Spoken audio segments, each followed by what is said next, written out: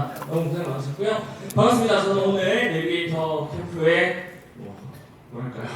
오늘 뭐 역할이 많습니다. 이따가 뭐 보시면 아시겠지만 리포터이자 뭐 할 게 많아요. 하여튼 오늘 이렇게 여러분들께 인사드리게 된 조승우 작가라고 합니다. 반갑습니다. 다들 아마 아까 제가 사인하면서 이런저런 어디서 오셨는지 여쭤보고 했더니 제주도에서 오신 분들 되게 많으셨어요. 부산에서 오신 분들, 네, 뭐 대구에서 오신 분들, 그래서 다들 너무너무 고생하셨어요. 진짜 아침부터 특히 뭐 부산에서 첫차 막 4시 반에 타고 오신 분들도 계시더라고요. 그래서 먼 길 오느라 너무 고생 많으셨고, 저희가 이번 이제 여기 고려대학교에서 하는 캠프는 한 3번째고, 저희가 기냅 시작하고부터 거의 캠프 한 9번, 10번 정도 한 것 같아요. 그리고 제가 항상 우리 리더들에게도 뭐 완벽할 필요 없다. 어제보다 오늘 나아지는 게 중요하다 얘기하는데 이번 캠프 제가 이렇게 쭉 준비하면서 봤는데 우리 리더들 발표도 그렇고 멘토님들 강의도 그렇고 굉장히 우리 리더들에게 유익한 많은 내용도 많고 또 오늘 이제 이따 뵙겠지만 우리 그룹님들을 위한 특강도 굉장히 좋은 강의를 준비를 해주셨습니다. 그래서 오늘 원기 오신 만큼 유익한 시간으로 보답을 하도록 할 거고요. 일단은 이제 저희 일정 소개를 드릴 텐데 그 전에 또 너무 딱딱하게 시작하면 그렇잖아요. 우선 어떠세요? 저 이제 특히 오늘 기냅 31기 분들, SNM 10기 분들 많이 오셨는데 제가 아까 우리 리더들한테도 그런 얘기 많이 들었습니다. 화면보다 실물이 낫다고. 어떠세요? 네, 답이 정해진 질문이시네요. 네. 그래서 이렇게 부인도 얼굴 보니까 너무 좋고 우리 리더들도 되게 아까 사인하면서 보니까 얼굴 되게 설렘 가득 물론 일부 친구들은 약간 반감대로 끌려서 엄마의 동기부여 약간 교화방송 체험하러 오늘 여기 그런 목적으로 오신 분들 많을 텐데 분명히 그런 좋은 자극이 될 수 있을 거라고 생각을 하고요. 그래서 이제 일정 소개를 좀 드리면 우선 여기 적힌 것처럼 이제 1부는 우리 드림십 나공팀 그리고 그룹님들 이렇게 2개의 그룹 리더님들 프로그램과 그룹님들 프로그램으로 진행이 될 겁니다. 그리고 2부 때 이제 3시에 약 모여가지고 2부 개회식을 하고 이제 발표 진행하고 우리 리더들에게 또 멘토님들 강의도 듣고 오늘 여러 가지 컨텐츠들을 소개해 드릴 예정입니다. 그래서 우선 이제 지금 드림십 우리 초등 리더들이 참여하고 있는 프로그램부터 간단히 소개를 드리면 이제 이렇게 보시는 것처럼 기냅 선배들의 리얼 특강 시간이 있고요. 그리고 나서 이제 꿈꾸고 이루는 리더들의 이야기 드림십 콘서트 시간이 있습니다. 그래서 우선 이제 2명의 기냅 선배님들, 기냅 1기, 3기 리더님들이 벌써 이제 고등학생이 되는 초등 때 기냅을 했다가 고등학생이 되는 리더님들이 우리 또 초등 리더들에게 좋은 자극을 주기 위해서 강연을 준비를 했어요. 저도 같이 준비를 했는데 굉장히 내용이 좋아요. 이제 이 선명 리더는 올해 이제 고등학교 2학년 되는 리더입니다. 그래서 지금 외고에 다니고 있는 분인데 혹시 최근에 저희 유튜브 스몰 클래스에서 조키즈라는 영상 혹시 보신 분? 그래서 조회수가 안 나왔군요. 네. 조코치는 다들 열심히 보시는데 나중에 꼭 봐주시고요. 이제 이 조키즈라는 컨텐츠는 저희 이제 디냅이든 SNL이든 함께 저희와 꿈을 이뤄가는 친구들의 이야기를 담는 컨텐츠인데 이 조키즈 최근에 올라간 영상에 이제 디냅 수료생들이 7명이 우연한 계기로 책을 내게 된 10대가 지구를 구하는 방법이라는 책을 냈는데 그 중에 한 분의 작가님입니다. 그리고 이 작가님은 이제 본인이 어릴 때부터 글쓰기라는 글 쓰는 걸 되게 좋아하고 동물을 좋아했는데 자기의 관심사를 계속해서 파고들어서 본인만의 서사를 만들어가고 있고 이렇게 계속 책도 내고 본인만의 꿈을 이뤄가는 그런 좋은 선배님인데 우리 선명 리더가 우리 초등 리더들에게 한마디로 니네 지금 이거 똑바로 해놔야 돼. 우리 그룹님들이 하면 잔소리가 될 수 있는 얘기를 선배로서 좋은 조언을 잘 준비를 했습니다. 그래서 우리 리더들이 또 이거 듣고 오면 분명히 오늘 굉장히 많은 감화를 받을 거라 생각을 하고요. 두 번째로 또 우리 기냅 1기 이제 작년에 조키즈 영상에 나왔던 우리 장민우 리더님 또 오늘 강연자로 출연을 했는데 이분은 이제 뭐 여러 좋은 이야기들이 있지만 그 중에서도 초등학교 때부터 중학생 때까지 반장 정교회장을 놓치지 않았던 친구예요. 그래서 근데 얘기를 들어보면 뭐랄까 되게 수더분합니다. 근데 진짜 이제 학교에서 친구들한테 인기도 많고 정말 이 뭐랄까 인정받는 리더라고 해야 될까요? 그래서 우리를 리더들에게 학교 생활을 하면서 선생님과 친구들에게 인정받는 리더가 되는 방법이라는 주제로 본인의 경험담, 그래서 거기 보시면 정말 나중에 PPT 기회 되면 공유드릴게요. 정말 구루님들이 평소에 하시고 싶었던 잔소리들이 아주 세련되게 잘 정리되어 있습니다.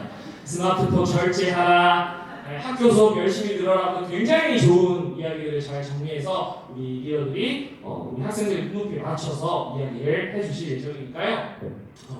우리 아이들 도움 받을 수 있을 겁니다. 그리고 나면 이제 디넷 수료생 리더님들 중에서 각자의 방식으로 각자의 꿈을 이뤄가고 있는 동료 리더들의 발표를 듣게 될 겁니다. 우리 이제 박세희 리더님은 작가이자 변호사가 꿈인데, 이분은 책을 싫어하는 어린이가 없는 대한민국을 꿈꾸는 작가가 꿈인 분입니다. 이분도 우리 구루님들 하시고 싶은 얘기 대신 해주려고 제가 모셨습니다. 그래서 정말 본인 책이 너무 재밌고 글을 쓰는 게 좋고, 그래서 실제로 이분도 본인이 책을 냈어요. 초등 리더인데. 그런데 왜 책이 재미없을까? 그래서 책이 가지는 재미, 또 그걸 바탕으로 꿈이라는 건 결국 매일매일 작은 글을 자기 생각과 경험을 기록하는 것이다 라는 메시지로 본인의 경험을 동료 리더들에게 전해주실 예정입니다. 그리고 이제 우리 안소연 리더님께서는 또 이제 본인이 꿈을 찾아간 방법에 대해 공유할 텐데, 제가 최근에 그 조코칭 영상에서 이 친구의 사례를 소개를 했어요. 저도 이제 이번에 준비하면서 이렇게 들여다보게 됐는데, 정말 저는 이 소연 리더, 뭐 다른 리더도 마찬가지고, 정말 아이들은 좀 방법, 그러니까 길만 열어주면 알아서 정말 길을 만들어가는구나 라고 느꼈는데, 이제 소연 리더는 영화 베이맥스라는 영화를 보고 그 사람들의 힐링과 치유를 돕는 로봇을 만들고 싶다는 마음이 들었대요. 그래서 챗 GPT한테, 또 부모님들한테 엄마 로봇 다 만들고 싶다 어떻게 해야 돼? 그럼 우리 부모님들 굉장히 당황스럽잖아요. 네. 그래서 챗 GPT한테 물어봤고, GPT가 실제로 너에게 이 직업이 왜 좋고 앞으로 이 직업 네가 이걸 하려면 이런 노력들을 해야 돼 라고 이제 해가지고 실제로 그 내용을 바탕으로 만다라트를 쓰고 계획표를 써서 지금도 하나하나 그걸 실행으로 옮겨나가고 있다고 합니다. 그래서 우리 리더들도 앞으로 어쩌면 이 AI와 함께 살아가는 세상에 정말 다양한 직업, 다양한 길이 있을 텐데, 우리 부모님들이 다 그걸 알려줄 수가 없잖아요. 그랬을 때 본인이 그 AI를 활용해서 오히려 자기만의 꿈과 길을 찾아가는 그 방법을 우리 송현 리더가 또 좋은 경험을 동료 리더님들께 공유해 주실 겁니다. 그리고 이제 마지막으로 우리 정지우 리더가 이제 오늘 마지막에 저희가 소개를 드릴 건데, 사실 이제 저희가 기냅 한 친구들과 함께 이제 우리 여러 가지 뭐 심화 코스, 후속 코스도 했지만 그 중에 이번에 이따가 오늘 함께 오신 홍콩쌤과 영어 어휘를 마스터하는 프로그램을 방학 동안 진행한 게 있었어요. 매일 아침 저녁으로 줌스터디하고 하루에 15개에서 20개 영어 문장을 매일 안 보고 쓸 수 있을 때까지 공부를 한 거예요. 근데 이 지우 리더가 그렇게 열심히 해서 저희가 이번에 장학금을 무려 18만 원을 벌었었거든요. 그래서 장학금 18만 원에 도전을 해서 어떤 노력들을 해나갔는지 동료들에게 얘기하면서 또 정말 저렇게 열심히 한 리더가 있구나, 이제 나도 열심히 해봐야겠다라는 자극을 받을 수 있게 그런 내용으로 드림십 리더님들은 시간을 보내게 될 겁니다. 그리고 이제 마공팀 리더님들의 프로그램 시간인데요. 이제 다 아시다시피 이제 서울대 멘토 4인 과 함께하는 문물 토크 콘서트가 이제 진행되고 있을 거고요. 그러고 나서 S랩을 하면서 본인만의 루틴과 방법으로 공부하고 성장시켜 나간 동료 리더들의 발표를 듣게 될 겁니다.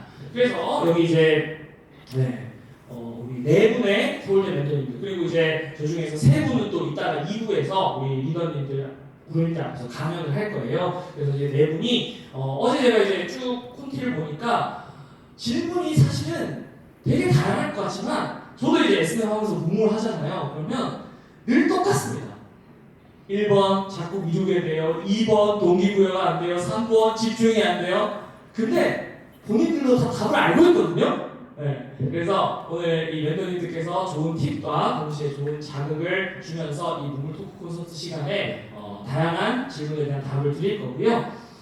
그리고 나면 이제 S&M을 하면서 본인만의 공부법을 발전시켜 나간 2분의 리더님들의 발표를 듣게 됩니다. 그래서 이 아이 리더는 이제 중학교를 졸업하는 리더님인데, 내가 중등 3년 살아보니 이런 느낌으로 이제 우리 중등 리더들, 또 예비 중등 리더들에게 정신 차려야 한다 얘들아. 그리고 중학교 때 공부 이렇게 하면 그래도 덜 힘들다라는 본인의 경험, 정말 귀중한 경험 나눠주실 거고요.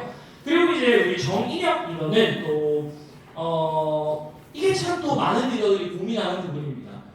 S냅이든 D냅이든 계획하면서 플래너를 쓰긴 쓰는데 문제는 실행이 안 된다는 거죠. 그래서 부모님들 보통 방학 동안 정말 아침에는 되게 그 온화했던 목소리가 점점점 오후가 되고 저녁이 되면서 내 안에 또 다른 자아를 꺼내시면서 사정을 외치시잖아요. 그래서 그런 문제를 겪었던 리더님이 어떻게 달성률, 계획 달성률을 100%로 만들었는지 본인의 또 비결을 우리 리더님들께 공유를 하면서 같은 고민하는 리더들께 좋은 자극이 되는 그런 시간으로 마련을 했습니다. 그리고 또 이제 동일하게 이 호준 리더라는 친구도 아까 말씀드렸던 그 홍콩생활했던 프로그램에서 정말 2달 동안 열심히 영어 공부를 하면서 본인이 정말 어휘, 문법, 독해, 듣기 다 너무 어려웠는데 본인의 공부법을 찾으면서 이 한 가지로 정말 이 4가지에서 벽을 뛰어넘을 수 있었다. 그 방법을 동료 리더들에게 공유하고 또 좋은 자극을 줄 예정입니다. 그래서 아이들이 지금 놀고 있지 않아요.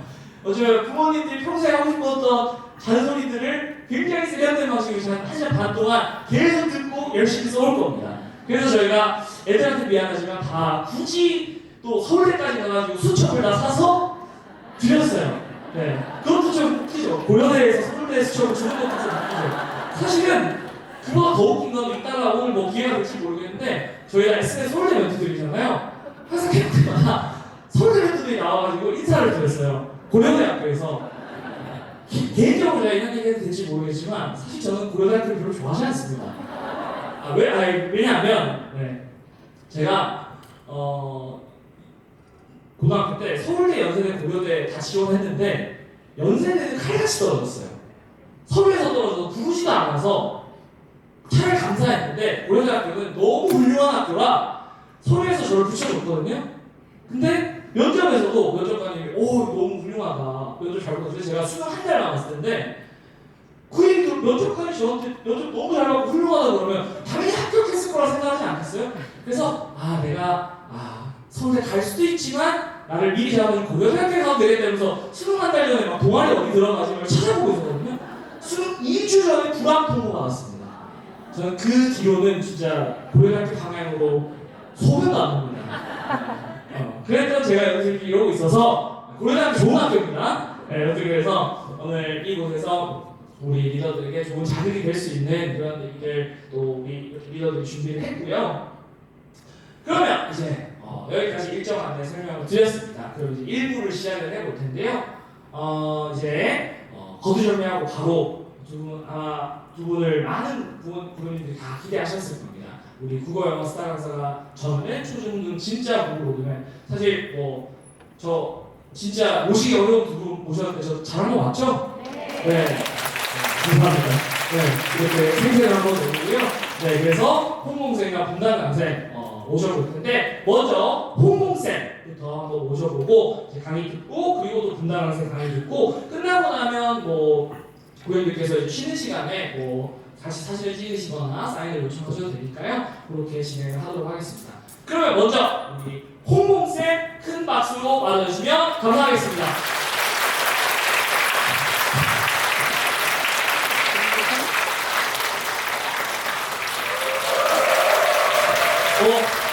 저 나올 때보다 박수 소리가 감사하고요. 제가 말씀드리겠습니다.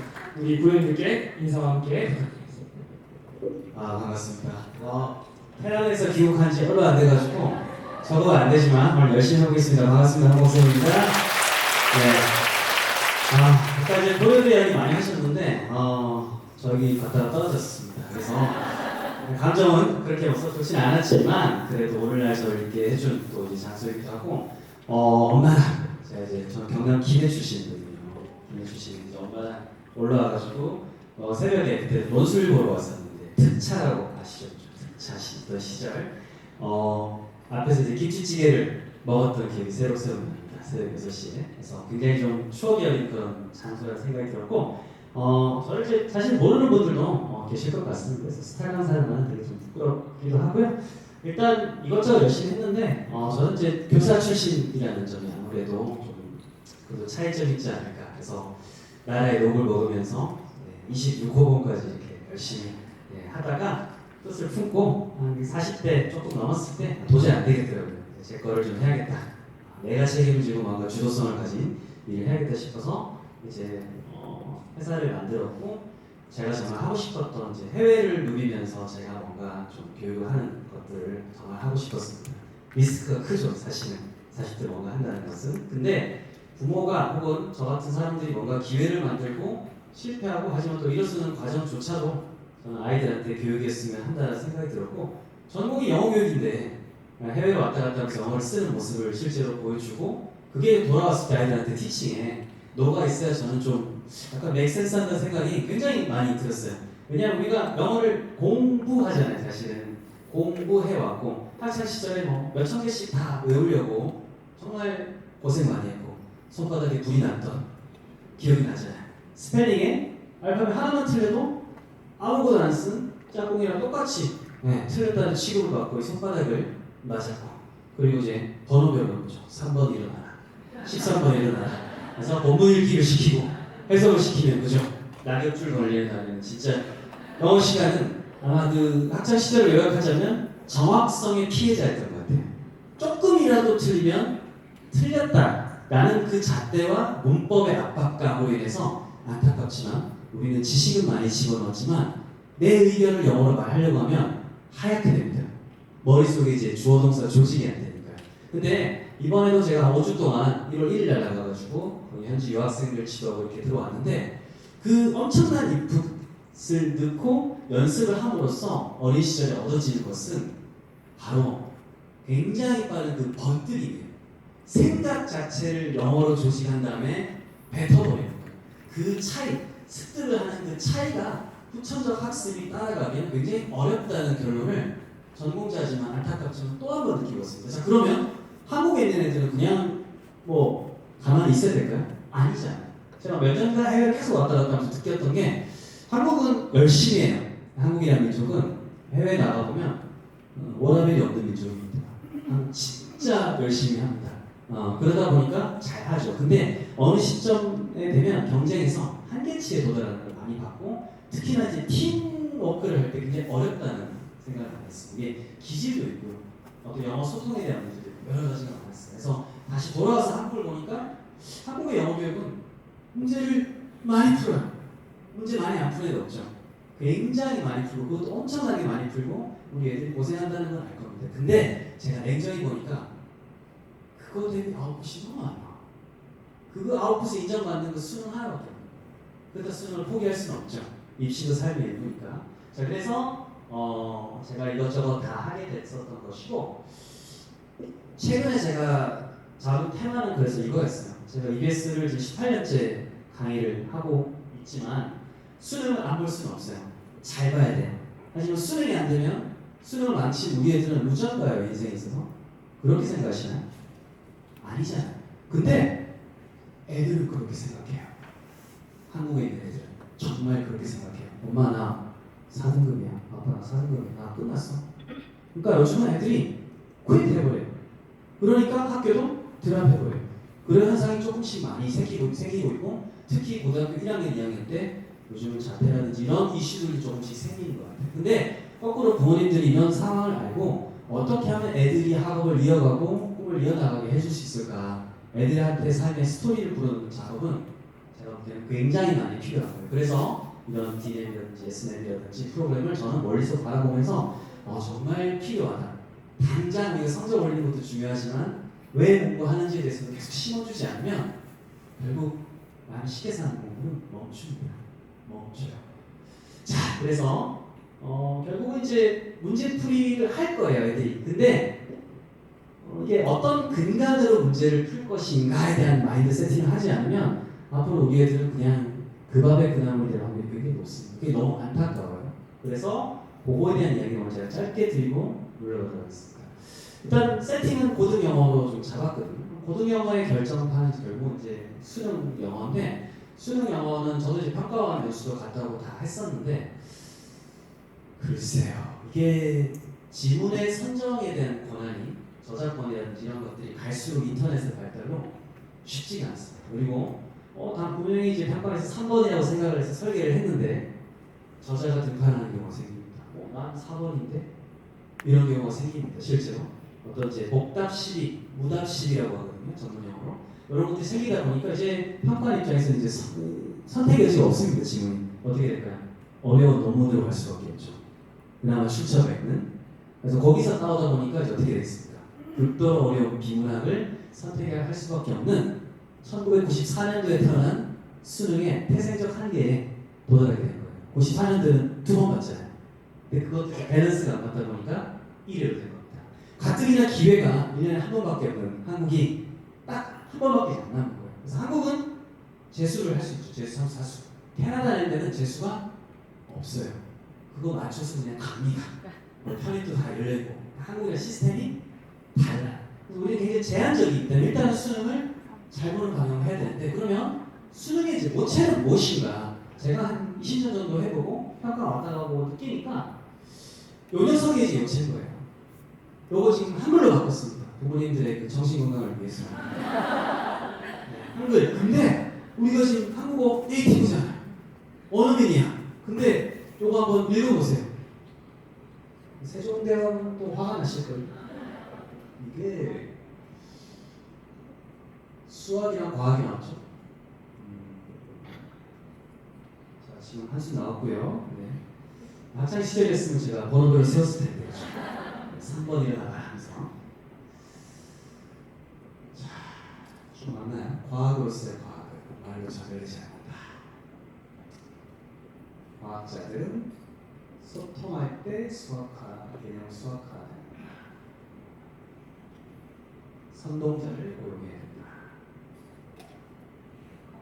근데 여기 오신 분들 다 그래도 배우셨고 의식이 그래도 깨어있으니까 이런 프로그램 했을 거잖아요. 그런 관점에서 봤을 때 웃기긴 한데 빈칸에 들어갈 말은? 이라고 질문하진 않을게요. 어때요? 저 먼저 읽었을 때 잘 읽히나요? 안 해야죠. 지금 우리 교양 있는 원어민 아닌가요? 그죠?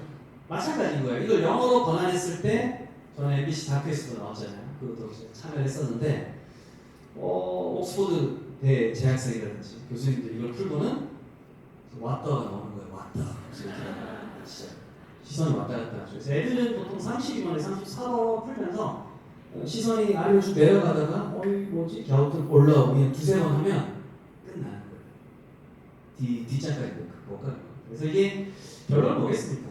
단어를 많이 외우고 그냥 트랜스레이션, 해석을 하는 거는 안 되겠죠 이제.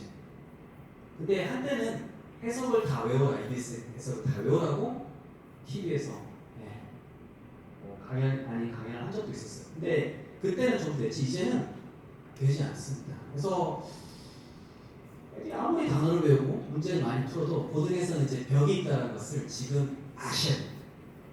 애들의 어떤 잘못된 공부는 그 태생에 한계가 있다는 걸 아셔야 되고 제가 내린 결론은 이겁니다. 수능 영어는 영어가 아니다로 받아들여야 됩니다. 안타깝지만 이제 한국에서 정한 수능 영어는 논리 문제. 그래서 문해력으로 귀결된 문해력. 한글로 해줘도 못 푼다니까요. 우리가 경험을 했잖아요. 근데 애들이 영어만 하겠습니까? 과목이 얼마나 많아요? 쉽지 않죠. 그래서 결론이 이겁니다. 우리가 이제 옛날에 했던 시절에는 단어를 많이 외우고 해석을 하면 97, 8, 9 이때 수능은 해볼만 했습니다. 비빌만 했습니다. 근데 지금은 훨씬 더 어려워졌고 해석을 해도 안 풀려요. 그런 문제가 줄줄이 있고 평가는 평가대로 절대평가지만 등급은 또 나는 인원을 맞춰야 돼요. 고충이 있습니다. 그런 이제 어려움이 있다 보니까 제가 내린 결론은 절대평가지만 쉬워질 수 없다는 거예요. 안 쉬워질 거예요. 무조건 4% 언더로 맞출 거예요. 그게 결론이에요. 그리고 논서술로 간다 하더라도 결국은 이겁니다. 요약, 지문을 어떻게 요약을 할 것인가, 핵심을 파악할 건가, 플러스 이제 앞으로 이거죠. 논서술의 시대는 너의 의견은 어떤가. 그러니까 출제자의 의도란 말 굉장히 많이 들었죠. TV를 틀어보면 연관사들이 다 말씀하셨는데 그것만으로 이제 이 세상 못 살아가는 거죠. 해외나 미국 가보면 빨리빨리 돌아가고 있잖아요. 특히 미국 제가 1년에 한 번씩 꼭 가는데 거기 이제 빅테크라든지 다니는 사람들 만나보고 세계 흘러가는 흐름을 보면 이제 뭐 간단하게 이제 답을 찾는 수준의 것은 이미 실감하실 거예요. 고용하지 않아요. 고용하지 않습니다. 고용하지 않습니다. 바로 해보려고. 그래서 자기가 좀 의견을 덧붙일 수 있을 때니까 요거 하나만 적어 가실래요? 수능의 요체는 선원 수령이 되더라도 제가 느낀 결론은 이겁니다. 공교육, 사교육, 국가대표 강사 다 해봤는데 결론은 비판적 독해력이 그냥 수능 영어에서의 최고 화두이자 목표라고 보십니다. 비판적 독해력. 그러면 거꾸로 생각해 보십시오. 우리 애가 하루에 1시간, 2시간 단어를 그냥 빽빽이 쓰듯이, 우리 학창시절 빽빽이 쓰듯이 하는 것이 과연 궁극적으로 비판적 독해력에 이게 재료로 조금 쓸 수 있지만 이 코어를 담당할 수 있을까요? 그렇지 않습니다. 우리 학창시절에 했던 것처럼 하면 망합니다. 안 됩니다. 그래서 어떻게 하면 비판적 독해력을 키울 수 있는 구조인지 지금부터 제가 짧게 설명하고 일단 해보겠습니다. 일단 초고랑 제가 중학교 정도를 한번 요약을 해봤습니다. 강의 시간에 30분 정도인데 이 200~300명 분들을 제가 만족시킨다는 것은 저한테도 큰 도전이었어요. 잠을 진짜 못 잘 뻔했는데 다행히 강의를 제가 3,000번 정도 했기 때문에 발꿀잠을 잘 수 있었어요. 초등학교 고학년 특히 이제 북미랑 교육 자꾸 비교해서 좀 죄송스러울 수도 있지만 그래도 세계에 돌아가는 건 안 되잖아요. 북미는 애들 되게 슬로우입니다. 한국 애들 가면 깜짝 놀랄 정도로 애들이 바보 같아요. 예산이 갔어. 구구단 외우고 난리가 납니다. 세컨더리, 중등 같은 경우에는 가면 1학년, 2학년, 뭐 중학교 1학년이면 2x 더하기 4는 뭐 8 이런 문제 한 시간에 6개 풉니다. 애를 한 시간 걸려요. 한국에도 어떻게 되겠습니까? 아락하는 친구들 거기 가면 5분 만에 다 풀고 코딱지 하면서 옆에 애들 뭐하고 있나 애 놀라고 그 애들은 얘가 다 풀었다는 사실에 놀랍니다. 느려요. 근데 애들 어릴 때부터 이제 피지컬 리터러시라고 하죠. 신체 활동, 체력 이런 것들, 정서 이런 거 SEL, 이모셔널 러닝 이런 거 훨씬 강조되고 시간 뒷심이 있습니다. 근데 한국 애들은 갈수록 뒷심이 약해요. 왜 내가 존재하는 거, 왜 내가 공부하는가에 대한 것이 약하다 보니까 입시판에서들이 흔들리기 시작하는 거 아시죠? 힘듭니다. 자, 그래서 이 코어를 부모님들이 기억하셨다가 하실 건 이겁니다. 이렇게 시키라는 게 아니라 이거 지금 상황이 좋지 않은데 나는 이걸 감지하는 데 쓰시라. 혹은 여기 있는 목표대에 근접하게 하시라는 거지 이런 것들 뭐 AR 3~4대가 있다고 이해가 안 된다고 이해가 많이 부족하거나 혹은 애를 막 잡아가지고 수치를 올리는 그런 것을 또 하면 안 되겠죠. 그래서 여기는 리스크 감정입니다. 사실 초등고학년을 해외랑 이렇게 비교했을 때 한국에서 그래도 좀 키 맞추기라고 준비시킬 수 있는 방법은 5학년 때는 사실은 세 가지로 나눠질 수가 있는데 저는 원서읽기야말로 국내에서 해줄 수 있는 부모님이 줄 수 있는 되게 슬픈 눈빛인데요. 유일한 선물이 아닐까? 정말 유일한 선물이에요. 그 습관이라도 물려주는 것이 애들한테 몇 억 주는 것보다 훨씬 낫는 것이 가지 않아요. 해외도 보면 어떻게 하면 애들이 스마트폰을 놓고 책을 읽힐 수 있을까가 언니 화두예요. 걔들도 휴대폰 때문에 힘들어요. 근데 한국이랑 차이가 있어요. 놓으라고 하면 놔요. 그게 차이에요. 한국 애들 놓으라고 잠깐만! 그리고 막 덜컥 화를 낸다든지 적반하장으로 요금 내가 내는데 그죠? 그런 경우 많다니까요. 자 보세요. 초등에서 학교 영어는 교육과정은 그냥 바닥 감정입니다. 요게 깨지면 밑바닥 깨집니다. 최소한의 과정이고 학교 수행평가라든지 학교에서 받아온 평가가 뭔가 좀 문제가 있다고 하면 부모님들 두 분 다 심각하게 받아들이십시오. 그런 징조로 학교 대충 실수했겠지 이게 아니라 학교의 것은 교육과정이고 교육과정 굉장히 공공쌤이 기초적인 굉장히 반드시 알아야 될 기본적인 거니까 이게 좀 구멍이 났다고 하는 것은 좀 진지하게 받아들일 필요가 있다. 그래서 가족회의를 당해요. 이거 애를 비판하는 게 아니라 요를 하는데 혹시 뭐 어려움은 없는지 도와줄 거 없는지 이런 걸 해야 되고요. 구멍 확인용이고 원서 읽기는 제 기준을 드렸죠. 3~4점대가 바로 제 하신 분 알 거예요. 챕터로 가는 길목입니다. 부모님이 애가 이제 챕터로, 원리 챕터만 사실 해줘도 저는 부모로서 소임을 다 했다고 생각해요. 어렵습니다. 우리 시절에 상상할 수 없을 그런 일이고 챕터 넘어가기 굉장히 어렵습니다. 성공한 애들은 다 인스타그램에 있죠. 금방금방 다 성공을 하는데 사실 굉장히 어렵습니다. 부모의 엄청난 노력과 습관 이런 게 들어가 있어야 되는데 어쨌든 3점에 근접하게끔 하려면 쉬운 1, 2점을 많이 읽혀야겠죠. 행간에 숨어져 있지만 쉬운 1, 2점을 한 1000권 말고 1000번 즉 같은 책을 7번, 8번 읽어도 7권, 8권으로 카운트를 해가지고 1, 2점 되는 것들을 4억에 되기 전까지 1000번 읽힌다고 하면 사실 어렵지 않습니다. 그냥 활동이라고 생각하게 되고 내가 자기 전에 얇은 것을 4개, 5개 읽으면 한 1년이면 거의 커버가 되는 수준이에요.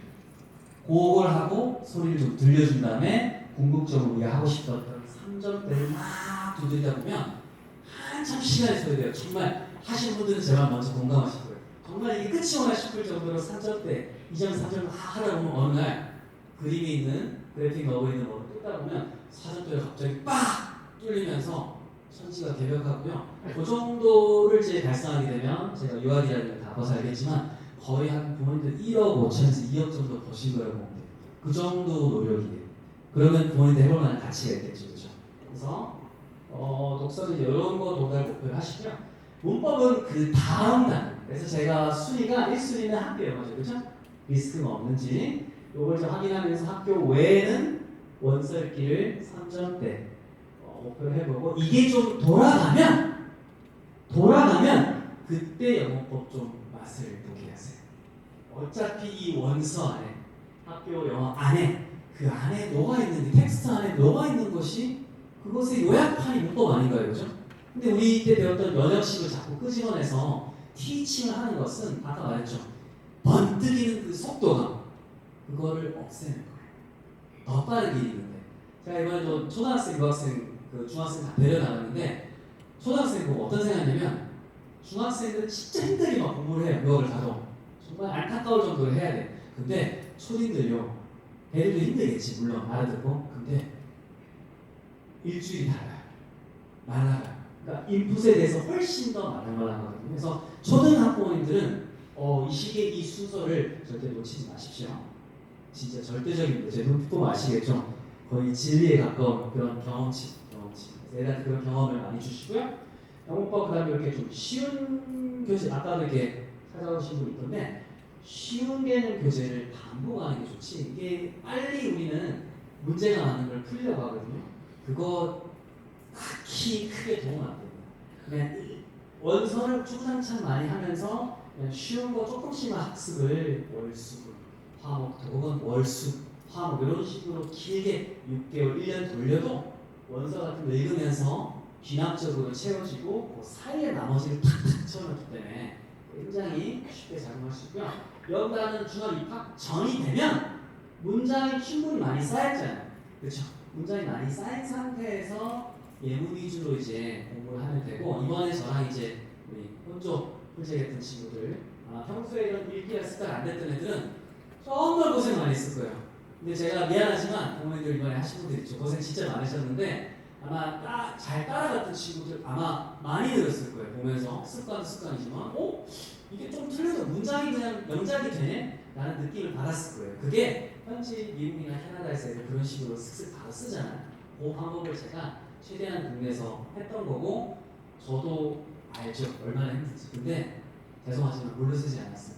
이것도 안 되면 진짜 해외에 있는 애들하고 앞으로 경쟁해야 될 텐데 우리가 2달 안에 어떻게 그 경쟁력을 만들겠습니까? 그래서 진짜 독한 마음 먹고 완주를 시키고 다행히 제가 여쭤보니까 그래도 완주를 우리 조작가님이 또 애들 잘 이렇게 끌어가지고 많이 했더라고요. 그래서 오늘 애들 보고 이제 팬 사인회를 해줘야 되는데 팬 싸움회를 하지 않을까 걱정도 생기는 되지만 어쨌든 그렇습니다. 원서는요 중학교 이야기 좀 해볼게요. 자, 좀 스피드를 해보겠습니다. 중학교 가서도 요즘 이제 핵심은 달라졌어요. 이제 좀 뜻 있는 기관이나 학원에서는 중학교 가도 이제 원서 비문학 읽기를 과감하게 배팅을 합니다. 이게 결과가 나온다는 자신감을 얻었거든요. 그리고 원서 제가 몇 개 좀 추천을 드리면 스토리 오브 월드는 너무 유명하죠, 그죠? 너무 유명한 시리즈고 일단 언스토퍼블 버스는 유발 하려는 건데 제가 최근에 좀 디깅 해보니까 읽기에 좀 되게 괜찮고요. 역사, 철학 이런 것들 있잖아요. 역사 철학 관계된 것들 이런 AR 40점짜리 찾기가 생각보다 쉽지가 않아요. 근데 제가 집에 다 사가지고 어느 정도 좀 읽으면서 체크를 한 것들이니까 미리 보기 같은 거 해가지고 좀 맞으면 하루에 반 페이지라도 좋아요. 그거 읽고 안 읽고 차이는 정말 많이 다르다고 봅니다.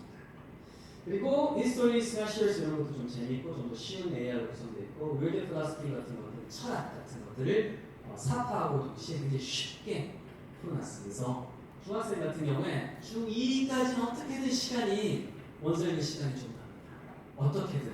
그래서 긴 호흡을 반드시 많이 익히세요. 애들이 호흡이 너무 짧습니다. 그리고 냉정하게 봤을 때 국내 아무리 좋은 학원을 영어학원을 다녀도 저는 거품이 한 70%가 끼었다고 생각합니다. 그게 뭐 아이들 본연이 과제를 빨리 탈피하고 싶은 마음에 그런 거품이 생길 수밖에 없는 구조거든요.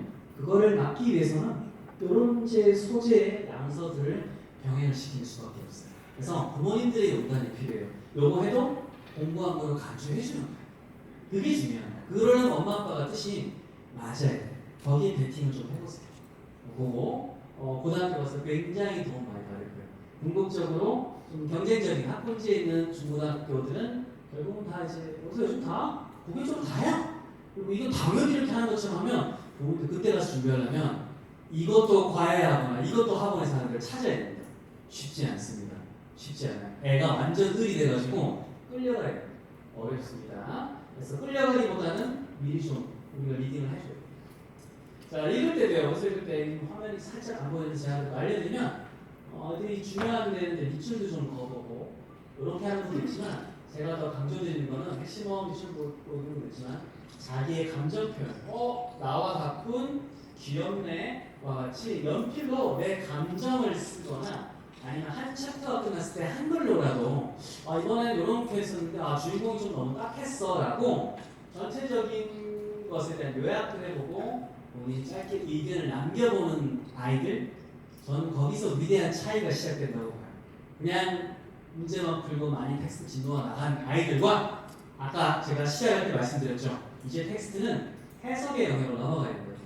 요약을 할 수 있고 내 감정을 이렇게 쓸 수 있는 부분이 충분히 원서 읽기를 습관을 시키면서 그 안에 과학으로 넣어주면 칭찬해주고 해가지고 독서 습관 올바로 잡아주기만 해도 영어도 하고 이런 소양을 키울 수 있으니까 굉장히 좋죠. 특히 원서로 된 건 아실 거예요. 원서로 봤을 때 느끼는 감이 있어요. 그거를 애들이 익히게 해줘요. 이건 왜 영어로 봐야 되는지. 그렇잖아요. 우리가 더빙 보면 재미없는 거 있잖아요. 언어로 들었을 때만 맛이 나는 게 있듯이 원서로 보는 이유가 있다는 것을 알려줘요. 그렇지 않으면 계속 애들 해석기 잡고 번역기 잡고 이렇게 돼요. 그렇게 시차가 있는 언어 공부에서는요 절대 경쟁력이 있을 수가 없습니다. 단어는요 아까도 말씀드렸지만 이번에 홍조 프로젝트에서도 했지만 예문 위주로 연단어를 공부하는 건 이제 이 방향으로 가야 됩니다. 낮게 우리가 했던 낮게를 공부한 친구들은 영작을 하면 머릿속에 로직을 조절해야 됩니다. 그러면 제가 머릿속에 내가 캐나다에서 머무는 동안 내가 한국 학생들을 많이 봤는데 라고 말하고 싶어. 그러면 동안에 while 내가 머물고 있을 때 진행이군 I was staying 캐나다 인인가 애신가 뭐 이렇게 고민을 로직을 하게 된다는 거예요. 근데 사실은 이 한글 의미가 딱 머릿속에 박히면 was staying Canada 이렇게 돼야 되는 거예요. While I was staying in Canada 이게 되면 while staying in Canada I saw a bunch of Korean students 이게 바로 나와야 되는 거지. 그리고 걔네들이 진짜 열심히 하는 것 같이 보였다 I saw them last year real hard 이게 바로 나와야 되는 거지. 이걸 머릿속에 조직하면 넣는 거예요. 저는 23살에 사실은 캐나다에 갔었어요. 6개월 있었어요. 5학년 수로 진짜 빡세게 했는데 돌아와서 이제 한국에서 미국 애들 많이 사귀었을 때 약간 습득을 한 케이스거든요. 그때 많이 느꼈어요. 문장으로 하지 않는 영어 공부는 의미가 없구나. 그래서 방금처럼 이렇게 숙달이 충분히 될 수 있어요. 23살에도 하는데 애들이 지금 10대 이 방법으로 말해보고 들어보고 쓴다면 이거 반에만 이상 가지 않겠습니까? 그죠? 무조건 문장가 이상 해야 되고요. 까먹고 애들이 외우려고 하는데 외우려고 노력하지 말고 그냥 그 예문에 있는 문장을 하루에 5분씩 쪼개서 While I was staying in Canada, I saw a bunch of Korean students. They're studying real hard. 직접 보고, 오케이, 싹 써보고 이런 식으로 한 5분씩 공부를 하고 또 까먹고 또 시간 지나서 또 5분씩 공부하고 이런 식으로 짧게 여러 번 치다 보면 외국에서 본 거랑 비슷해요. 외국에서도 사실 빈도인 거예요. 빈도. 스쿨 이렇게 공부하는 게 아니라 스쿨을 좀 듣다가 좀 일정 시간 지나면 또 담임쌤이 스쿨 하는 걸 또 듣다가 이렇게 진행되는 거잖아요. 그렇게 했을 때 망각이 깨어지면서 이게 우리가 습득이 되는 거지, 이걸 그냥 스쿨 SCHOL 우리 학창 시절에 했던 식으로 하면 장기기억을 할 수가 없어요. 그래서 이렇게 짧게 여러 번 하고 자주 잊어버려도 괜찮습니다. 이걸 반복을 하다 보면 나중에 문장의 어떤 구조가 어렴풋이 기억나. 그걸 강화시키다 보면 애들이 어느 날 옵니다. 두세 달 하게 되면. 그래서 하루에 한 번 정도만 문장을 시험 보고 빈칸 있으면 찾아서 오픈북 해가지고 세워 넣어주게 돼요. 그래서 방금 저렇게 문장을 보고 로버트 will help 이렇게 보고 오케이 이렇게 되구나. 이렇게 보고 덮어보고 해석도 해보고 그거를 쪼개서 여러 번 하다가 저녁쯤에 한 줄만 보고 영작 해본다든지 다음 날에 또 넘어가고 이런 식으로 반복 계속 하다 보면 애들이 시험 치면 이렇게 되겠죠. 처음에는 이제 빨간색이 많습니다. 열받고 힘들죠. 근데 천재가 아닌 이상은 이게 당연한 거예요. 그리고 어머니 아시겠지만, 아버지 아시겠지만 해외 유학 갈 때 보면 영어가 그냥 배워지겠지라고 생각하는 분들 은근히 많아요. 결론부터 말씀드리면 걔들 개고생하고 있어요. 말 진짜 하나도 안 통해도 가서 하루 종일 진짜 벙어리처럼 있는 날도 있고 외로움을 느끼기도 하고 정말 힘듭니다. 나름 굉장한 인풋을 받고 고통을 받고 있어요. 쪽팔렸다 뭐했다 이런 여러 가지 감정이 오면서 이렇게 차별당하는 거지, 헷갈리기도 하고 여러 가지 걸 거쳐서 쉽게 얻어지는 거 절대 없습니다. 걔들은 그냥 물렀을 때 먹는 거예요. 지면하는 거예요. 그래서 요걸 하게 되면 애들도 당연히 정도 지면을 해야 돼요. 그래서 너무 가요하지 마시고 하게 됐다고 하면 많이 틀려도 틀린 게 아니다. 너가 다 채워서 쓰면 된다. 정도를 강조해 주시면 됩니다. 문법은요? 아까 초등학교 고학년 때 이제 개념서를 보라고 했잖아요. 중1, 2까지는 이제 중3 개념을 한 N회도 하는 것이 중요합니다. 그러니까 쉬운 거를 여러 번 돌리는 게 핵심이고 나머지 좀 난이도는 원서라든지 이런 글을 읽으면서 그 글밥이 올라가면서 그게 찍어주는 거예요. 문법처럼 어려운 걸 풀리고 하는 것이 아예 난도를 올려주는 게 아니라는 겁니다. 아시겠죠? 그래서 아까 그 원서 잘 깔고 개념을 N에 한 다음에 N에도 확인하면 내가 좀 개념을 파악이 되잖아요. 그럼 앞으로 막혀도 어디가 막히는지 알아. 난 투부정사 약하네. 분사가 좀 약해. 알잖아. 그때부터 많이 풀리세요. 그 시점은 빨리 온 애들은 중1 1학기에서 2학기 넘어가는 시점에 오기도 하고 어떤 애들은 중2에 오기도 하고 어떤 좀 늦게 시작하는 애들은 중3에 오기도 해요. 타이밍이 조금씩 다르지만 그때 대해서 많이 풀어도 절대 우리 애들이 막 뒤처지거나 이러지 않습니다. 자, 이제 마무리 말씀드리고 저는 물러나도록 하겠습니다. 한 20년 정도 하고 한국, 캐나다, 미국에서 왔다 갔다 하면서 유학생들, 리턴이들, 한국 애들, 그리고 고3 다니도 제가 거의 10년 가까이 하면서 다 입시 같은 거 해보고 느낀 것은 영어교육에서 우리 ARSR 지수 아시죠? 그렇죠? 르네상스에서 만든 독서 레벨입니다. 너무 맹신하지 마세요. 거부 많습니다. 왜냐면 테스트잖아요, 사실은. 조금만 하다 보면 됐던 애들은 눈치가 빨라요. 본문에 있는 거 그대로 딱 하니까 답이네. 비슷한 단에서 찍으니까 답이네. 애들 담 냄새를 귀신같이 맡는 문제 잘 푸는 공학이잖아요. 그런 애들이 있어요. 그래서 오히려 사전에 연습을 많이 시키고 한 애들은 AR 지수가 상당히 높잖아요. 이런 상담한다니까. 선생님, 우리가 애 한 6점 정도 나오는데 사이에 애가 5점짜리, 4점짜리 힘들어한다 이런 분들이 많이 계세요. 거품이 깨있는 거예요. 열에 9. 그래서 차라리 저 트레이닝을 시키지 말고 조금 보수적으로 테스트를 본 거를 참고하는 게 훨씬 좋습니다. 괜히 공신적인 데 테스트 봤다고 무조건 믿지 마세요. 아시겠죠? 우리 너무 습관시켜서 안 됩니다. 맹신하지 마시고요. 말씀드렸죠. 이 번뜩이는 거. 아까 애들은 while I was staying in Canada를 제가 was staying in Canada.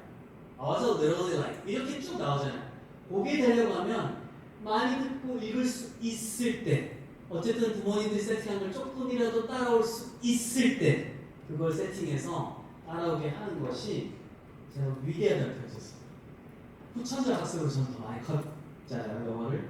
그거를 이 번뜩이는 거로 커버하는데 너무나 오래 걸렸고 지금도 제가 영어 나쁘지 않습니다.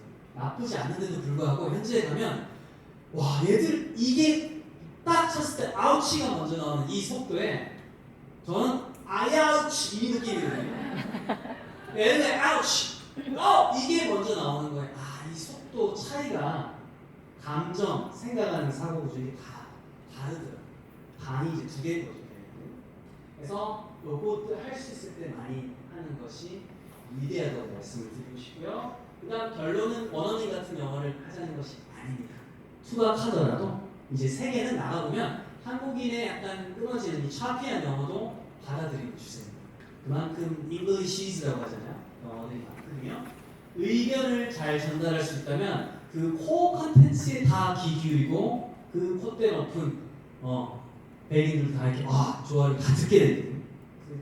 우리 애가 컨텐츠를 발견하도록 우리 이런 프로그램에서 도와주고 그 다음에 이 의견을 영어로 전달할 수 있는 그 정도 수준만 된다면 쉬운 영어로 또 충분히 그 사람들하고 딜도 하고 대학교 다닐 수 있는 아이가 될 수 있으니까 이런 요 정도 수준의 진행을 물려준다고 생각을 하고 조금 현실적으로 좀 맞춰서 습관을 잘 만들어주시면 좋을 것 같습니다. 지금까지 홍공수였습니다. 감사합니다.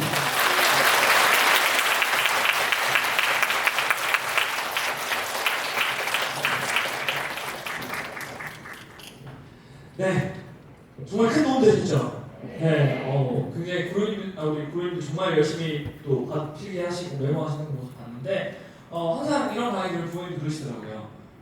그냥 리더 시킬 바에 내가 하는 게 더 빠를 것 같다. 네, 이런 얘기 하시는데, 우리 리더들이 또 영어라는 수단을 통해서 또 세계를 무대로 활약하는데, 오늘 작은 이 홍 선생님의 말씀이 또 작은 인사이트가 돼서 또 큰 꿈을 이루는 데 도움이 되길 바라고요. 그러면 이어서 이제 우리 두 번째로 아이의 마음을 지키는 따뜻한 국어 자립 로드맵이라는 주제로 강의해 주실 분단 강생 모시도록 하겠습니다. 큰 박수로 맞아주시면 감사하겠습니다.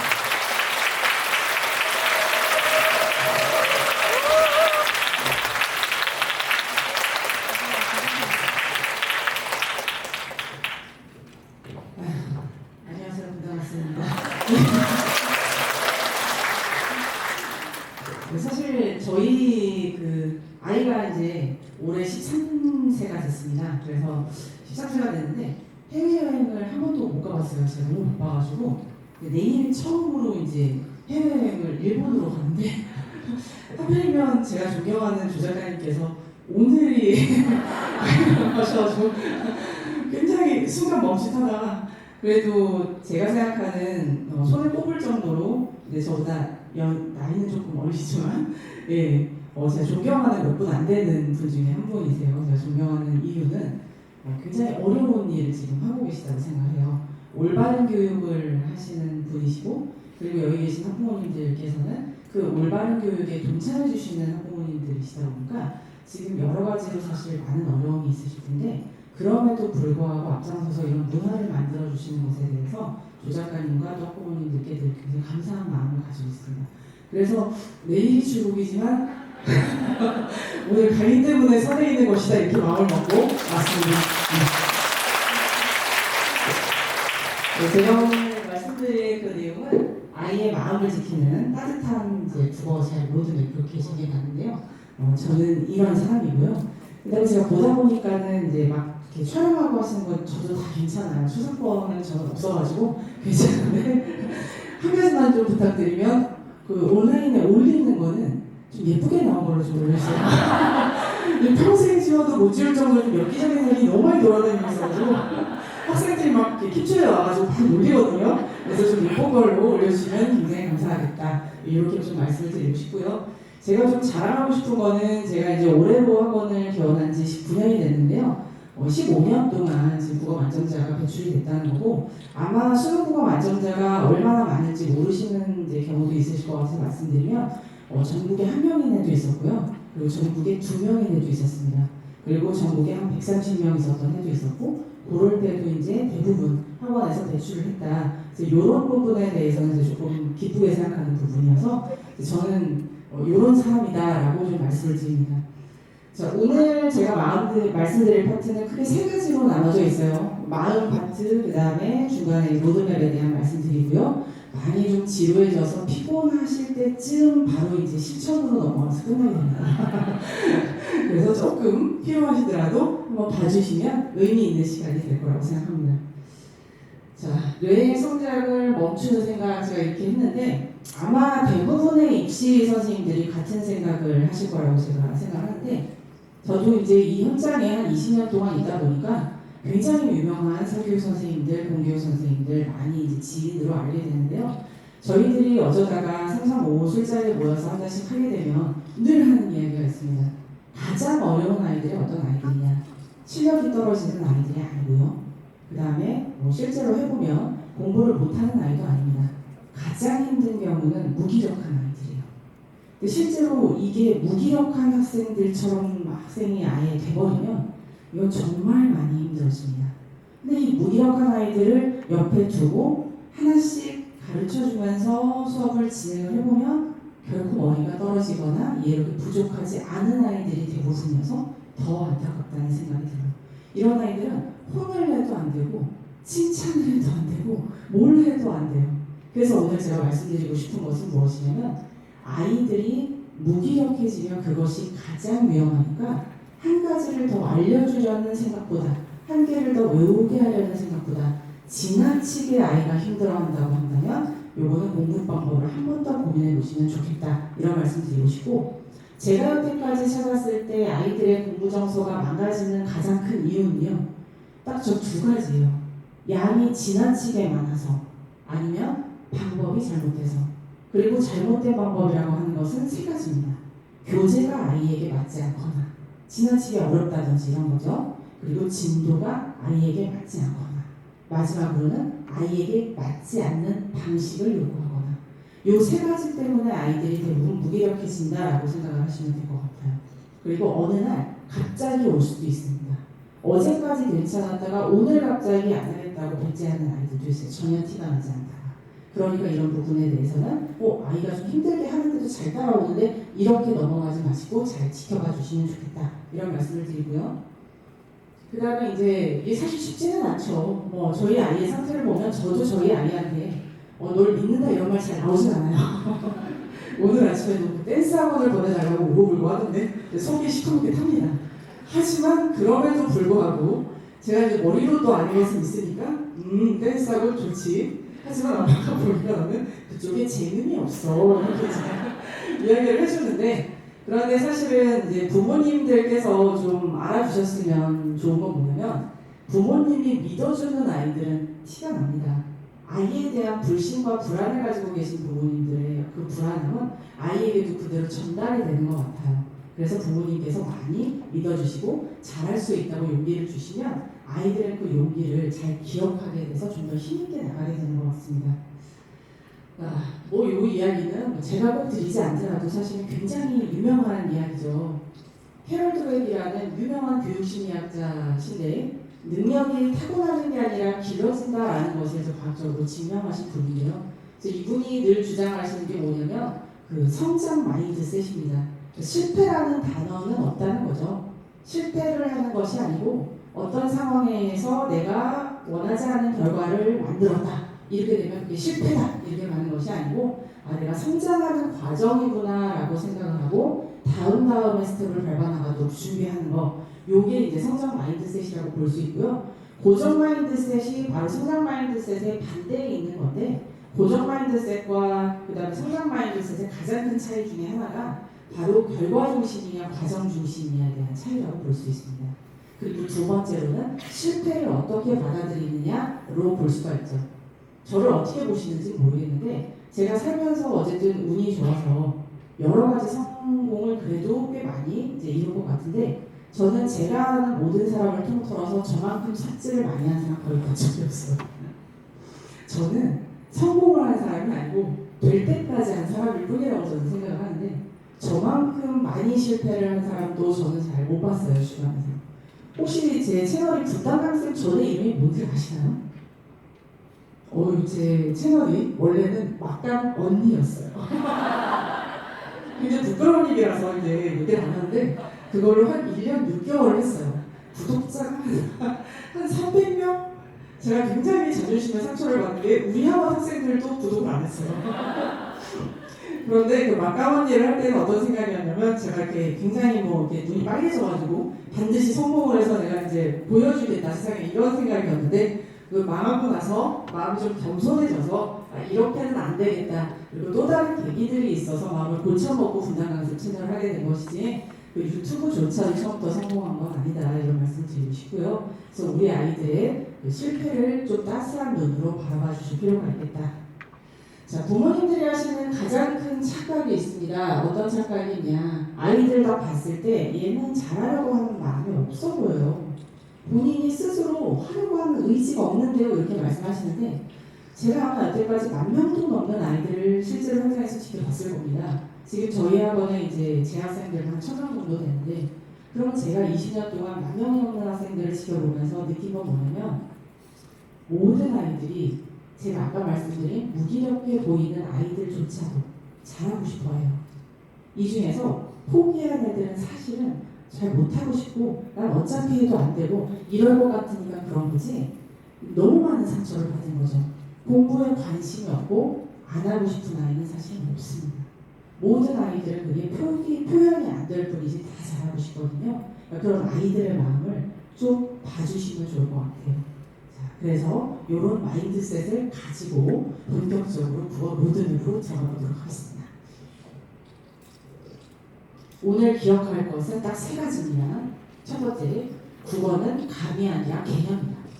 두 번째, 최고의 비문학 교재는 사회과학 교과서다. 마지막으로 학년별로 이것만을 해야 한다 해서 학년별로 설명을 좀 드리도록 하겠습니다. 자, 감으로 푸는 아이와 개념으로 푸는 아이에 대한 얘기를 드렸는데 사실 국어에서 가장 중요한 게 개념어라는 거예요. 아마 그거를 모르시는 분들이 많을 것 같아서 뒤에 보시다 보면 좀 나오게 되는데 개념어라는 것은 무엇이냐면 반드시 알아야 되는 용어에 대해서는 알아야 된다는 겁니다. 국어라는 것도 시는 어떻게 읽어야 되는지 소설은 어떻게 읽어야 되는지 사실 방법이 다 정해져 있는 거 알고 계시나요? 우리도 그냥 아무 생각 없이 사실 쓰지만 교과서에 소설은 어떻게 봐야 된다, 시는 어떻게 봐야 된다 사실 다 나와 있습니다. 그거에 맞게 정확하게 용어들을 아는 것이 사실 굉장히 중요해요. 예를 들어 직유와 음유가 무엇인지를 이해해야 되고 수미상관구조를 썼을 때 어떤 효과를 얻을 수 있는지를 알아야 되고 감정이입과 객관적 상관문의 차이를 알아야 되는데 이런 것에 대한 용어들을 모르는 아이는 그냥 뭐라고 말하냐면 그냥 시가 슬픈 것 같아요. 예쁘게 쓴 것 같아요. 앞뒤가 똑같네요. 이렇게 되면 무슨 문제가 벌어지냐? 중학교 2학년, 3학년 지나가서부터는 국어가 점점 어려워지기 시작합니다. 그래서 이것은 책을 많이 읽는 것도 물론 중요하지만 그거 플러스 해야 되는 부분이다 라고 이해를 해주시면 좋을 것 같아요. 2026년에 지금 수능이 사실 특히 국어 같은 경우에 좀 많이 어려웠어요. 그래서 그 수능 국어가 어떻게 나왔었냐면 오답률 1위, 2위, 3위 문제가 전부 다 EBS에서 연계된 비문학 독서 문제였습니다. 이거는 무슨 말을 하는 거냐면 EBS에서 미리 나왔다는 거예요. 나왔는데 10팽창 질문이었는데 그 개념이 오히려 EBS보다 쉽게 나왔는데도 불구하고 전국의 학생들이 굉장히 어려워했다는 겁니다. 즉 시험 범위가 있는 시험인데도 불구하고 아이들이 1, 2, 2위, 3위가 굉장히 많이 틀렸다는 거예요. 그러면 시험 범위가 있는데 왜 많이 틀렸냐? 이유는 간단합니다. 딱 2가지인데요. 오히려 EBS에 연계된 제시문은 상당히 불친절해요. 왜냐? EBS에서 이미 충분히 다뤘기 때문에 불친절하게 나옵니다. 자세하게 설명해 주지 않아요. 두 번째로 단순하게 물어보지 않습니다. 예를 들어서 EBS라는 연계 교재에 공자 얘기 나오고 맹자 얘기 나오고 주자 얘기가 나왔다면 이 3가지를 한꺼번에 묶어서 한 지문에 딱 내버립니다. 그러니까 아이들 입장에서는 어디선가 다 보기는 했지만 제대로 보지 않았다면 현장에서 이것을 엮어서 이해하기는 굉장히 힘들다는 얘기죠. 앞서서 홍보 선생님이 말씀해 주셨던 문해력에 대한 이야기가 여기에도 적용된다고 볼 수가 있습니다. 그럼 지금 국어는 어떻게 공부를 해야 되느냐? 사실은 시작을 좀 빨리 하시는 게 좋아요. 그런데 여기서 시작을 빨리 하라는 건 사교육 시장으로 달려가라고 말씀드리는 게 아닙니다. 고등국어나 수능국어가 무엇인지에 대해서 좀 정확하게 알고 맞춰서 시작을 좀 했으면 좋겠다라는 말씀이고요. 그렇게 해야 고등에서 좀 여유 있게 할 수가 있다. 이런 말씀이에요. 지금부터 그래서 학년별로 어떻게 공부를 하셔야 될지에 대한 이야기를 좀 드리려고 하는데요. 그 전에 제가 아까 사회과학 교과서가 굉장히 중요하다는 말씀을 사실 드렸거든요. 비문학 공부 어떻게 해야 되나요? 이런 말씀 굉장히 많이 하시는데 사회과학 교과서 자체가 비문학 교재예요. 잘 아시겠지만 그리고 얘네들이 전부 다 수능 비문학으로 나오는 제재들입니다. 그래서 제가 한 가지를 좀 보여드리면 지금 보고 있는 제시문 어떻게 보이시는지 모르겠는데 지금 이쪽에 있는 게 경제 제시문이고요. 저쪽에 끝에 있는 게 화학과 관련된 제시문이죠. 둘 다 수능 국어 비문학 제시문입니다. 이런 개념들은 전부 다 저 화학은 중학교 때부터 이미 애들 교과서에서 등장하기 시작하고요. 그리고 옆에 있는 거는 이제 통합 사회에 나오는 경제 개념입니다. 그래서 제가 말씀드리고 싶은 게 국어가 우리가 생각하는 국어가 아닌데 잘하기 위해서는 배경 지식을 갖추고 있는 것이고 이 배경 지식은 교과서 안의 배경 지식이 굉장히 중요하기 때문에 그 배경 지식은 사회 과학에 담겨져 있다. 초등학교 4학년, 5학년부터는 배경 지식 열심히 사회과학 담고 그리고 중등에서도 사회과학 그리고 고등학교 1학년까지 사회과학을 열심히 보시면 다른 비문학 문제집 10번 푸는 것보다 훨씬 낫습니다. 그 얘기를 좀 드리고 싶었어요. 초등 고학년부터 어떻게 공부하면 되는지 말씀을 좀 드리겠습니다. 초등 고학년은 습관이 사실은 가장 중요한데요. 총 4가지를 제가 적어놨어요. 매일 30분간 독서를 좀 했으면 좋겠어요. 독서 제가 굉장히 사실 중요하게 생각하거든요. 근데 이 독서를 중학교 2학년, 3학년 때부터 할 수 있는 물리적 시간이 많이 줄어들게 될 거예요. 그래서 사실은 초등학교 때부터 30분 정도는 독서를 좀 했으면 좋겠다. 그럼 어떤 책을 읽으면 좋냐? 상관없어요. 아이가 좋아하는 책은 어떤 책이든 괜찮습니다. 폭력적인 만화만 빼고 만화 중에서도 학습적인 만화 괜찮다고 봅니다. 우리 아이는 한 가지 책을 완전히 쫄아들어서 아니 그냥 미친 듯이 보는데 그것도 괜찮습니다. 나이보다 어린 책을 보는 것도 괜찮습니다. 아이가 즐거워만 한다 그러면 매일매일 본인이 읽고 싶은 걸 얘기해 주셨으면 좋겠다. 그리고 사회과학 읽을 거리 이렇게 나와 있는데 초등학교 5학년부터는 물러서지 않고 사회과학 교과서는 반드시 공부하게 해주셨으면 좋겠다. 그리고 모르는 단어 찾는 거는 막 스트레스 받으면서 하시는 게 아니라 보다가 모르는 게 나오면 한두 개 정도 단어만 찾아가지고 그냥 뭐 단어장 정도 만들고 하라는 거고요. 저는 사실 그 네이버 사전이나 이런 거 추천하지는 않아요. 아이들이 손으로 좀 넘겨보는 동화 에센셜 사전 같은 거 어린이 사전 말고요. 왜냐하면 그런 손으로 넘겨보는 사전을 이제 아이들이 넘겨서 보게 되면 굉장히 이제 의미가 있는 게 사전이라는 책 자체가 사실은 굉장히 체계적인 책이거든요. 이 책을 손으로 넘겨보면서 책의 체계적인 체계를 아이들이 배울 수가 있고요. 또 유의어, 동의어, 반의어들을 배울 수가 있기 때문에 그래서 이걸 좀 해봤으면 좋겠다. 그리고 글쓰기 활동은 장황하게 할 필요 없고 오늘 배운 내용에 대해서 짧게 요약을 하는 것도 괜찮고 그것도 싫다면 찾은 단어를 활용해서 문장 만들기를 좀 해봐도 괜찮습니다. 그런데 이거저거 우리 아이는 글렀다 못하겠다. 그러면 독서와 사회과학 책만 좀 해주셔도 괜찮아요. 저 2개는 안 하셔도 되고요. 이 습관을 아마 초등부터 들이시면 중학교, 고등학교 올라가서 많이 좋아지실 겁니다. 자, 이제 중등학생들을 위해서 말씀을 좀 드리도록 하겠습니다. 일단 중학교 1학년이에요. 이제 저희가 살고 있는 분당 지역 같은 경우에는 중학교 1학년 국어 같은 경우에 1학기하고 2학기 때는 중간고사, 기말고사 안 보는 학교들이 꽤 많이 있어요. 2학년, 2학기 기말고사부터 보는 학교들이 꽤 있어요. 그러다 보니까 학교에서 시험을 안 보니까 아이들이 국어 공부하는 것도 상대적으로 늦어지는 것 같아요. 또 여기에 굉장히 심각한 문제가 있다고 봅니다. 왜냐면 영어는 어떤 학생이든 미리 해요. 수학도 어떤 학생이든 미리 해요. 그런데 국어는 안 해요. 그러니까 지금 어떻게 생각하시는지 모르는데 국어가 대입 수능에서는 수학보다 훨씬 더 만점 받기가 어렵습니다. 국어 만점이 수학 만점의 17배 차이가 수학 만점자가 국어 만점보다 17배 정도 더 많구나 이렇게 나오거든요. 그러니까 국어 만점이 굉장히 귀하다라는 말씀인데 대입 강사들이 모여서 이런 얘기를 해요. 아이들이 재수 상수하는 거는 되게 당연하다. 왜냐면 제가 있는 곳은 학군지라 제가 있는 곳에 있는 좀 유명한 학교들은 60-70% 정도 N수생이 되는 게 굉장히 흔한 일이거든요. 우리들이 왜 이 친구들이 재수를 하나 하고 가만히 들여다보면 영어를 굉장히 홍보생 계셔서 좀 그렇긴 한데 홍보생 그러시는 선생님 아니시니까 과도하게 어릴 때부터 너무 강압적으로 굉장히 과도하게 영어를 해요. 그리고 수학은 안 맞는 공부로 해요. 지금 수학 등급이 막 수능을 보면 7등급, 8등급인데 블랙라벨을 꺼내고 막 이런 경우가 생기거든요. 수학은 잘못됐고 국어는 공부를 하지 않습니다. 그러니까 재수를 하지 않냐 저희들이 이제 이런 말을 하는데 사실은 중학교 1학년부터는 국어는 학습이라는 생각을 가지고 시작을 좀 해야 됩니다. 뭘 하시면 되냐? 개념어, 문법, 교과서 정도, 소설 전문 읽기 이렇게 제가 4가지를 넣어놨고요. 밑에 있는 것은 거기에 해당하는 교재들을 넣어놓은 겁니다. 제가 추천하는 교재들이고요. 이 출판사와 저는 어떤 관련도 없습니다. 자, 일단 개념어 장착이라는 건 뭐냐? 국어 개념어 아까 반드시 필요하다 했기 때문에 그걸 하셔야 된다는 거고요. 그리고 문법 같은 경우는 잘 해주셔야 됩니다. 고등학교 올라가서 국어 문법에 문제가 생기면 내신 점수는 절대로 받을 수가 없어요. 그리고 교과서를 정독하라고 되어 있는데 다른 거 됐고 비문학 문제집을 일찍 시작하는 것보다는 사회, 과학, 교과서를 열심히 읽고 자습서 열심히 보면 된다. 그리고 소설 전문 읽는 것을 좀 했으면 좋겠습니다.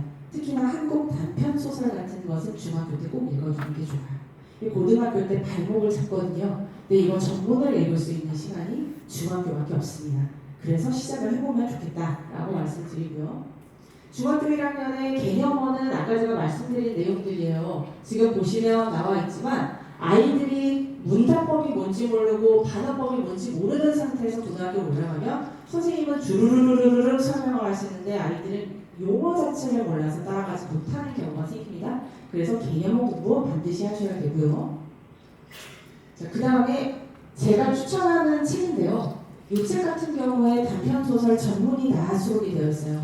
그래서 이 책을 읽으면 아이들이 아마 전문을 읽게 될 건데 여기서 제가 한 가지 좀 중요하게 강조하고 싶은 거는 책을 아이들이 읽을 때 완벽하게 이해하게 하지 마세요.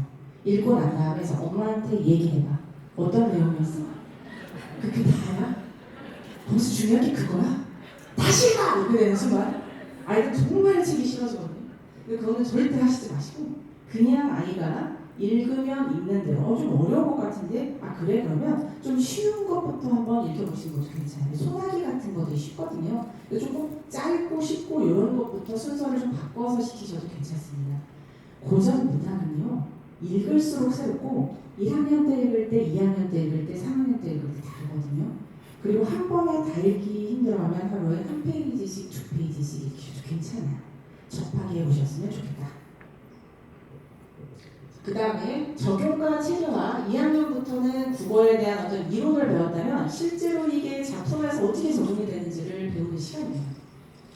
아까 개념어 배웠는데 그럼 반어법이 실제로 시에서 어떻게 쓰이는지 그리고 감정입이 어떻게 쓰이는지를 배우는 거죠. 그리고 문법의 뼈대를 전체적으로 좀 완성할 수 있는 시간을 가지면 좋고요. 계속 사회과학의 비문학이 중요하다는 걸 반복하고 있어요. 그리고 단편소설 전문을 읽을 수 있는 마지막 기회 내에 중학교 2학년부터는 가능만 하다면 근현대사의 흐름을 맞게 읽게 해주시면 더 좋고요. 아까 말씀드린 교재는 근현대사 흐름에 맞게 구성이 되어 있어요. 그러니까 그대로 순서대로 읽혀도 참 좋겠다. 이렇게 말씀드리고 싶습니다. 밑에 있는 내용들은 추천하는 교재들이에요. 중학교 3학년 굉장히 제가 좀 슬프게 생각하는 부분인데 사실 이게 어쩔 수가 없을 것 같아요. 지금 수능을 저희가 잘 보는 게 예를 들어 목적이다 그러면 중학교 3학년 2학기부터는 고등학교 영학년이 시작됐다고 보시는 게 좋다. 이렇게 말씀드리고 싶습니다. 일단 중학교 3학년 2학기는 중학교 끝은 3학년 1학기까지 좀 마무리를 지어주시는 게 좋고요. 그리고 고등학교 시작이다라는 생각을 좀 해주시면 좋을 것 같아요. 그래서 고등 개념어 탑재라고 되어 있는데 중등 개념어가 잘 되어 있는 학생은 고등 개념어는 굉장히 쉽게 합니다. 중등 개념어에서 고등 개념어에 익힐 내용이 한 30% 정도만 추가가 되거든요. 그래서 중등 개념어를 잘하면 굉장히 쉽다. 문법도 마찬가지입니다. 중등 문법이 수능 전체 문법의 사실은 70%를 이루고 있기 때문에 중등 문법이 잘 잡혀있는 학생들은 고등 문법 하는 것이 어렵지가 않아요. 그리고 여기에 이제 조금 다른 게 한 가지가 들어가요. 어떤 거냐면 고전 시가를 해석해보는 힘을 좀 길러야 합니다. 사실 학군제 학생들이 내신 시험을 볼 때 가장 어려워하는 것은 외부 지문이에요. 상권지에 있는 고등학교들은 학교 시험 범위에서 50%를 내고 시험 범위가 아닌 곳에서 50% 이상씩 내거든요. 근데 제일 많이 나오는 게 고전 시간인데 수업 시간에 한 번도 언급하시지 않는 것을 내는 선생님들도 있어요. 그러니까 미리미리 좀 해보지 않으면 굉장히 어려워요. 그럼 저 고전 시간을 어떻게 연습을 하느냐? 그 EBS 국어의 원리라는 책을 보면 고전 시각 파트가 따로 있거든요. 혼자 해석하기 어려운 학생들은 EBS 아이사이트에 들어가셔서 그 선생님이 하시는 내용을 따라서 고전 시각 파트만 끝내시면 도움이 많이 되실 겁니다. 그래서 그렇게 들으시면 좋을 것 같고요. 그리고 고등학교 1학년 올라가서 보게 될 모의고사들은 어떤 식으로 치러지는지 내신하고는 완전히 다르거든요. 그래서 그 모의고사 시험지 한 3개 정도 분석해 보시면 좋겠습니다. 자, 많이 피로해지시는 것 같은데 조금만 참으십시오. 거의 다 끝났습니다. 자, 중학교 3학년 2학기, 고등학교 영학년이라고 제가 말씀을 드렸는데요. 내신은 그냥 딱 3주 정도 내신 기간에만 집중을 해주시고요. 나머지는 그냥 고등 대비에 투자를 해주셨으면 좋겠습니다. 그리고 이때는 고전 시가 다른 거 다 못 잡았다. 그럼 어떻게 해야 되느냐? 고전 시가하고 문법이라도 3학년 2학기 때 반드시 잡아주시는 것을 추천드립니다. 여기까지 하시면 아마 고등학교 좀 해보실만 하고요. 고전 시가하고 문법이 없으면 굉장히 어렵습니다. 그 얘기를 좀 드리고 싶어요. 자, 이제 고등입니다. 고등은 많지 않으신 걸로 얘기를 들어서 좀 피곤해지실 것 같고 지금 실제로 눈빛이 좀 섹시해지시는 분들이라서 퉁쳐서 한 페이지에 다 왔어요. 고등학교 1학년, 2학년, 3학년인데요. 일단 1학년은 기출로 틀을 잡기 제가 이렇게 잡아놨는데 아까 말씀드린 방향으로 중학교 3학년까지 되어 있는 학생들은 아마 이게 될 겁니다. 저는요, 기출, 평가원 기출, 대수능 기출을 고3 때 보면 좀 늦다고 생각하는 사람이에요. 왜냐면 고3 때는 사실 EBS 하기도 굉장히 벅차요. EBS에서 50%가 나오는데 그걸 안 볼 수가 없거든요. 근데 교재가 상당히 어려워요. 근데 기출이 어느 정도 되어 있고 보면은 되게 해볼만 합니다. 그래서 사실 크게 부담을 가질 필요는 없고 최근의 대수는 딱 3년 기출 정도면 될 것 같아요. 딱 비문학제 시문 같은 경우에는 뭐 한 4개 제시문씩 나오거든요. 그럼 12개죠. 하는 게 그렇게 부담스럽지 않아요. 그래서 여기 12개에 해당하는 제시문을 고등학교 1학년 때 비문학 배경 지식으로 하나씩 배경 지식을 쌓는다는 느낌으로 넣는 겁니다. 사회과학이 잘 되어 있는 학생들은 생각보다 잘 이해를 하고요. 안 되어 있는 학생들은 좀 어려울 겁니다. 어려우면 EBS I에서 무료 강의가 다 열려 있으니까 보면서 하는 것도 괜찮아요. 그러면서 내신 때 내신 준비 열심히 하면 됩니다. 2학년 때는요, 부족한 부분이 뭔지를 알아야 돼요. 고등학교 2학년 됐는데 내가 뭘 잘하고 뭘 못하는지 아직까지도 감이 없다. 그럼 조금 저는 위험하다고 봅니다. 내가 문법을 못하는 학생인지 문학을 못하는 학생인지 이게 드러나야 되거든요. 부족한 것을 고등학교 2학년 때 잡아야 하고 고3이 되면 본격적으로 EBS 열심히 보면서 실전 연습을 하면 되게 되는 건데요. 이 부분에 대해서는 분당 강쌤 제 유튜브 채널에 자세하게 설명해놨으니까 궁금하시면 찾아보시면 되겠습니다. 추천 교재 한 번에 적어놨어요. 좀 한 번에 보시면 좋을 것 같아서. 네. 그래서 오늘 아마 강연을 들으시면서 느끼셨겠지만 사실 제가 옛날에 그 꿈이 있었어요. 제가 원래 하고 싶었던 진짜 꿈은 개그맨입니다. 그래서 제가 사실 작정하고 웃기면 굉장히 웃겨요. 그런데 강연을 한다고 했을 때 2가지 중에 이제 고민을 해야 되거든요. 물론 빵빵 터지면서 정보도 드리면 좋겠지만 사실 그게 쉽지가 않아가지고 그래서 정보를 꽉꽉 채워 넣을까 아니면 좀 즐겁게 해드릴까 생각을 하다가 오늘 취지에는 정보를 좀 드리는 게 낫겠다 해서 상당히 지루한 강의가 되었다는 그 변명을 좀 해보면서 네, 감사합니다. 이제 거의 다 끝날 때가 됐고요. 실전 파트로 넘어가 보도록 하겠습니다. 사실 제가 오늘 이런저런 말씀 막 드렸는데요. 방향이 맞다고 하면은 속도는 그렇게 중요하지는 않다. 이런 말씀을 드리고 싶어요. 그래서 조금 늦어졌다라고 생각이 되면 사실 조금 예리하신 분들은 이미 눈치채셨을 텐데 중1하고 중2 프로그램이 똑같아요. 그게 이 얘기는 뭐냐면 중학교 2학년 때 중학교 1학년 거라도 괜찮다는 얘기고요. 그 다음에 중학교 3학년 때도 보시면 고전 시각 빼고는 거의 비슷하거든요. 근데 그게 뭐냐면 그 개념어 안에 중일 있게 포함되어 있기 때문에 놓치셨으면 그냥 해당 학년거 시작하셔도 괜찮다. 그러니까 너무 초조해하지 않으셨으면 좋겠다. 그리고 제일 중요한 건 공부 정서라는 말씀을 좀 드리고 싶어요. 공부 정서가 한번 망가지면 회복하기 굉장히 어렵기 때문에 이 부분은 망가뜨리지 않도록 좀 노력을 해주시는 게 좋습니다. 그리고 교과서는 굉장히 중요합니다. 제가 사교육 강사로서 교과서가 자꾸 중요하다고 말씀을 드릴 때마다 저도 정체성이 혼란을 겪어요. 교과서가 안 중요해야 제가 돈을 법니다. 그런데 진짜로 교과서가 많이 중요해졌어요. 특히 사회과학 교과서의 중요성은 제가 입이 닳도록 말씀을 드려도 다 말씀을 못 드릴 정도로 굉장히 중요하거든요.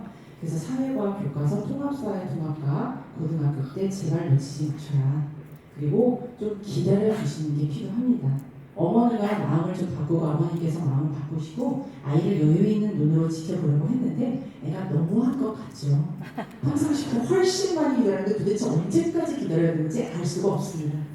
그래도 믿고 기다려 주시면서 아이와 대화를 계속 나누다 보면 어떤 부분에서 우리 아이가 이런 건지 좀 알게 되고, 그냥 제가 한 가지 말씀드리고 싶은 게 뭐냐면, 여기 혹시 맞벌이 하시는 부모님이나 시간이 많지 않은 부모님들께서는 이런 생각을 할 수가 있어요. 대체 아이에 대해서 얼마나 내가 집중을 해서 들여다봐야 되느냐, 시간이 없는데.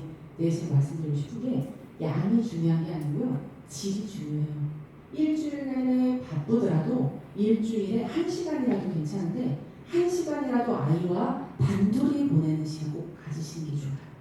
그리고 그 시간에는 아이에게만 집중하셔도 괜찮습니다.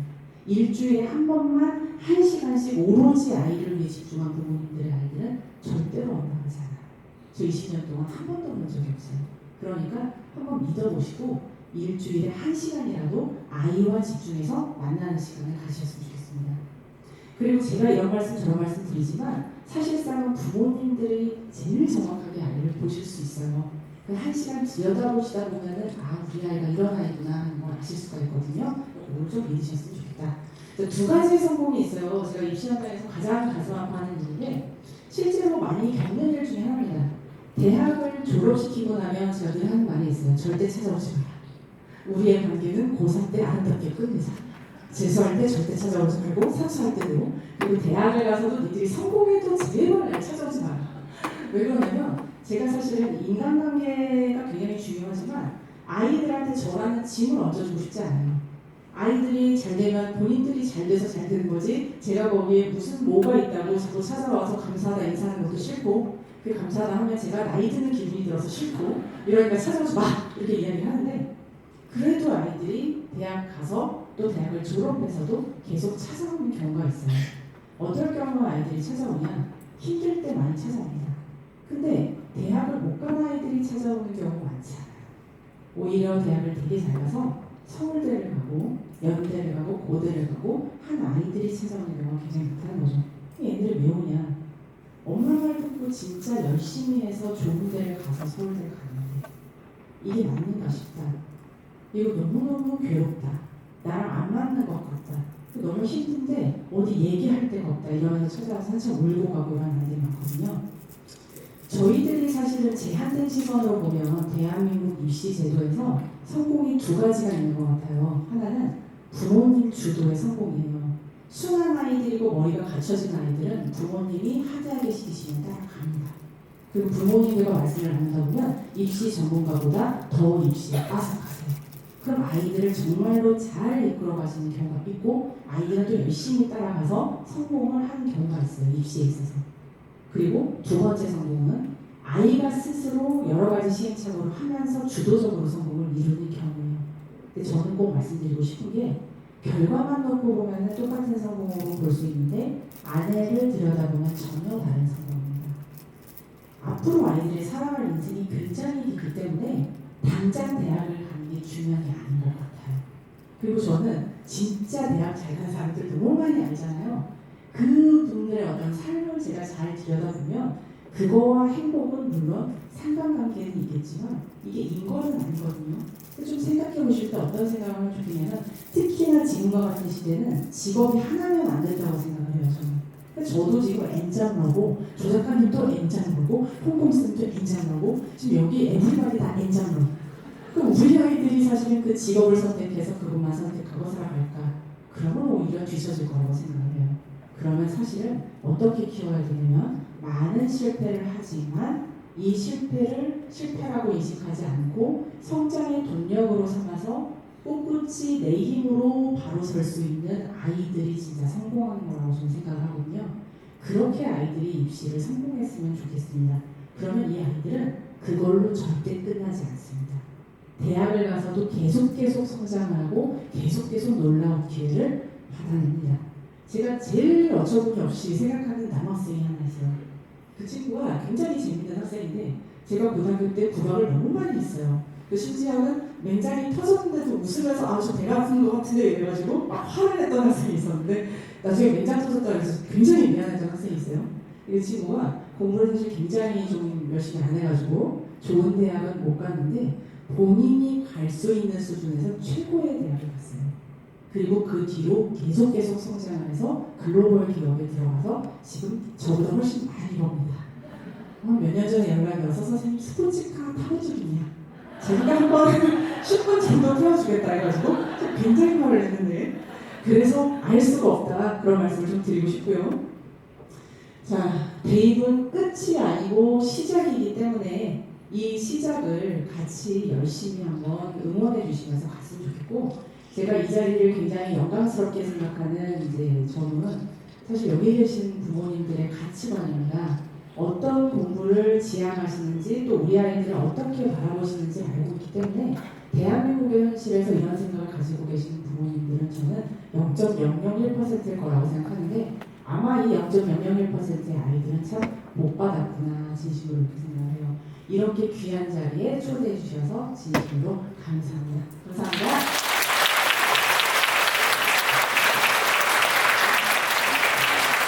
네. 제가 강의 들으면서 느꼈습니다. 저 진짜 잘했다고.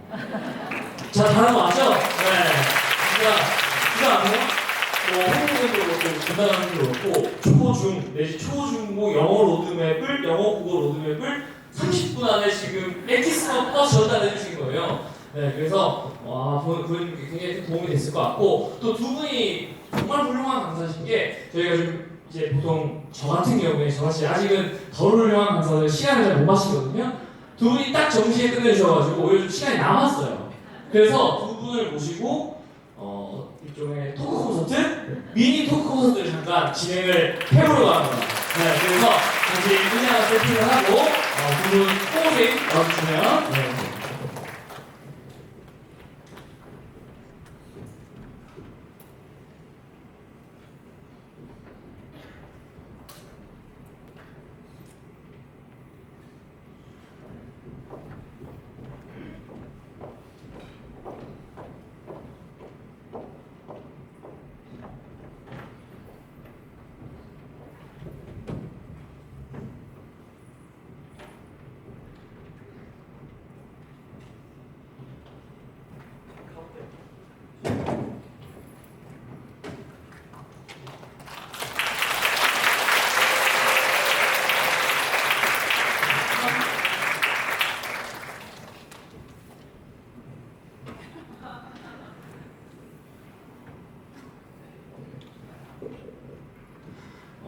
모시기 어려운 두 분을 또 제가 모시고 토크 콘서트까지 하게 돼서 너무 네. 저희 조금만 여기 가운데가 여기요. 조금만 내려주시면 감사하겠습니다.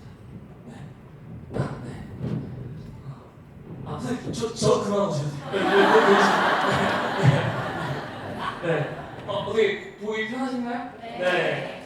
네. 우선 저도 마이크를 예정이 없던 일이라 잠시만요.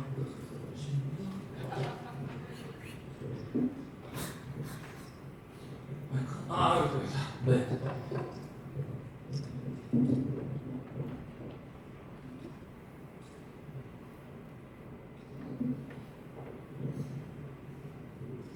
굉장히 독하신 것 같아요.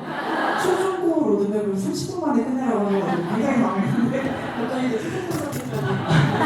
죄송합니다. 네. 일단 따님께도 좀 죄송하다고 전해주시고 네. 그래서 우선 제가 저에게 주어진 시간이 한 25분 정도일 것 같아요. 그래서 이따가 뭐 우리 구현들도 궁금하신 것들이 있으실 테니까 가급적으로 두 분께 좀 여쭤보고 싶은 거 대신에 좀 질문이 너무 길지 않은 거 정말 좀 짧게 얘기해 주실 수 있는 거에 또 많은 분들이 공감하신 부분이 있으시면 질문해 주시면 좋을 것 같고 우선은 이제 국어 영어 이제 또 대한민국 뭐 대표 강사이시기도 하지만 저는 말씀드리면서 또 궁금했던 점은 네. 감사합니다. 그래서 그 이제 뭐 강사이시기도 하지만 또 두 분이 사실은 이제 제가 알기로 그 이제 초등 중등 자녀를 키우는 또 아빠이고 또 엄마이시기도 하거든요. 그래서 아마 항상 우리 그런 거 궁금하잖아요. 진짜 전문가들은 우리 본인 자녀를 어떻게 키우고 있는가 공부시키고 있는가. 제가 유튜브 이제 최근에는 뭐 인터뷰 잘 안 하시지만 항상 인터뷰할 때 그런 거 많이 물어보시더라고요. 그래서 뭐 일단 뭐 뭐랄까요. 아마 다 비슷하구나라고 느끼실 수 있게 일단 좀 두 분 다 이제 요즘 자녀 키우시면서 가장 좀 힘든 점, 고민거리 요거를 좀 여쭤보면 어떨까 싶은데 뭐 어떤 분부터? 내일 미국 가시니까 기분 좋게 털고 고민거리를 한 가지로 말할 수가 없을 정도로 지금 너무 많이 쌓여 있어가지고. 지금 우리 자녀분이 정확히 몇 학년? 네, 초등학교 6학년이 됐어요. 네. 따님. 네. 저희 딸이 사실 뭐 문제점이 한두 가지가 아니지만 그 중에서 이제 국어 뭐 공부적인 학습적인 면에서 좀 어려움을 말씀드리면 그래도 상대적으로 뭔가 수학이나 이런 거는 조금 나은데 국어 강사님 제 입장에서 바라봤을 때 지금 답이 없습니다. 그래서 여러 가지 방법들을 지금 실험적으로 해보고 있는데 그래서 지금 찾고 있는 방법은 뭐냐면 아이에게 부담이 안 되는 수준에서 이제 중학교 1학년 그 교재 중에 굉장히 쉬운 거 6학년이 됐으니까 그렇게 해서 이제 사실은 어떤 방법을 썼냐면 저희 학원에 굉장히 윤은아 선생님이 있는데 그 저희 학원을 윤은아 선생님한테 맡겼어요. 너무 감사하다. 나는 못하겠다. 지금 뭐 이런 상황이어서 국어가 제일 문제인 상황이다 이렇게 말씀드릴 수 있을 것 같아요. 네. 많이 위로가 되셨죠? 네. 박수 한번 부탁드리고요. 네. 원래 이제 가르치는 분들도 외주를 이렇게 쓰고는 합니다. 저는 이제 저희 아들 둘 제가 키우고 혹시 아들 둘 있은 집이 있다면 아유 네. 공감의 눈빛을 저는 이제 중3, 중1 그래서 이제 연식이 좀 느껴지나요? 그래서 이제 아들 둘 이렇게 키우고 있고 뭐 저희 와이프는 이제 아들 셋 키우니까 얼마나 힘들겠어요. 네, 그래도 일단 뭐 좋은 점과 안 좋은 점 뭐 사실 그 구분을 꼭 저는 하려고 생각하지는 않고요. 저는 이제 많은 부분은 절반은 사실 그 북미에 가 있기 때문에 캐나다, 미국에 가 있기 때문에 좀 더 한국하고 좀 다른 관점으로 좀 보고 있는 것 같아요. 그래서 사실 첫째 같은 경우는 굉장히 느린 학습자예요. 슬로우 러너. 그래서 이 친구는 정말 이제 많이 느립니다. 아주 많이 느는데 대신 이제 키는 또 왕창 컸어요. 저희 집은 최대 9분, 178을 지금 찍었기 때문에 그죠? 괜찮죠? 그죠?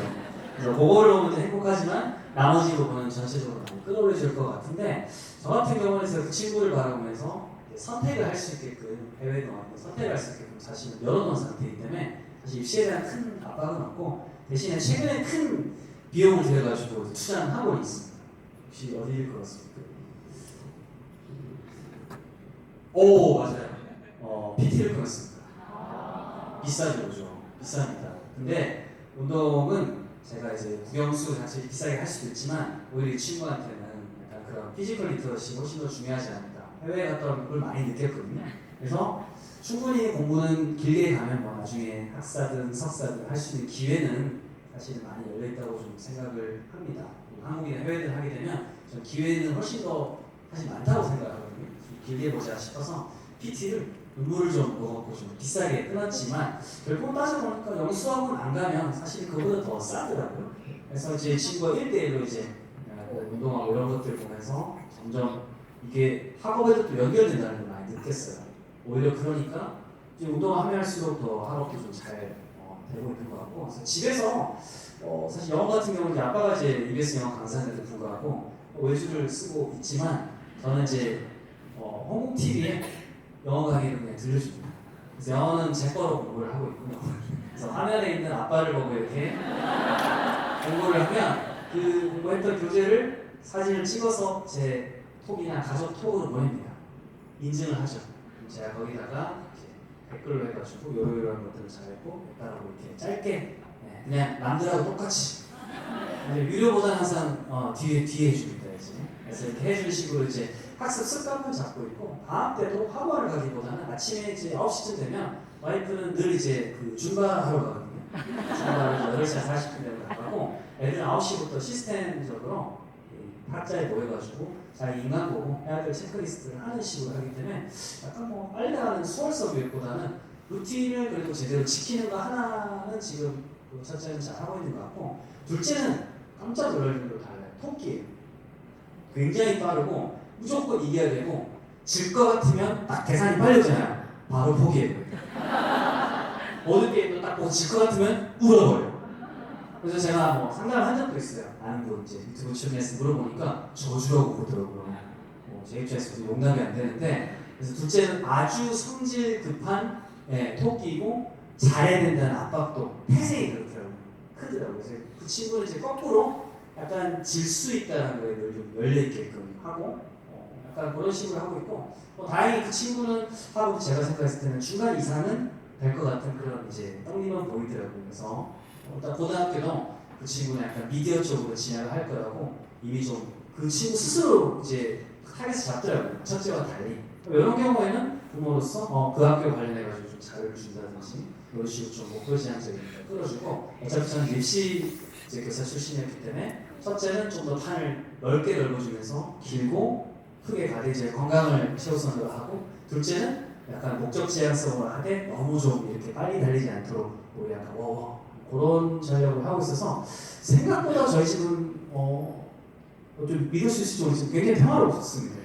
평화롭고 별로 저는 인간에 대한 기대치가 높지가 않기 때문에 굉장히 낮춰서 이렇게 진행하고 있고 하다가 잘 되면 박수 쳐주고 이 정도 느낌으로 진행하고 있습니다. 네, 감사드리고요.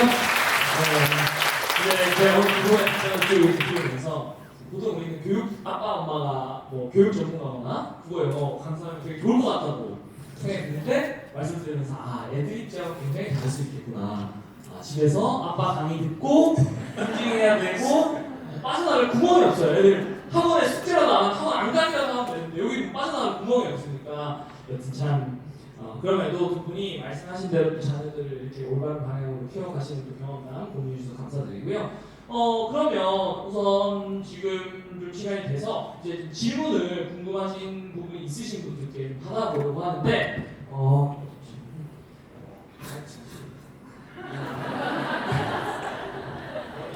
그래서 죄송합니다. 오늘 분이요? 그냥 여기 가장 먼저 손을 주셔가지고 네. 혹시 질문을 죄송합니다. 참고로 이분 처음 보는 분 누구신지 모르겠어요. 이재용 부대표님이십니다.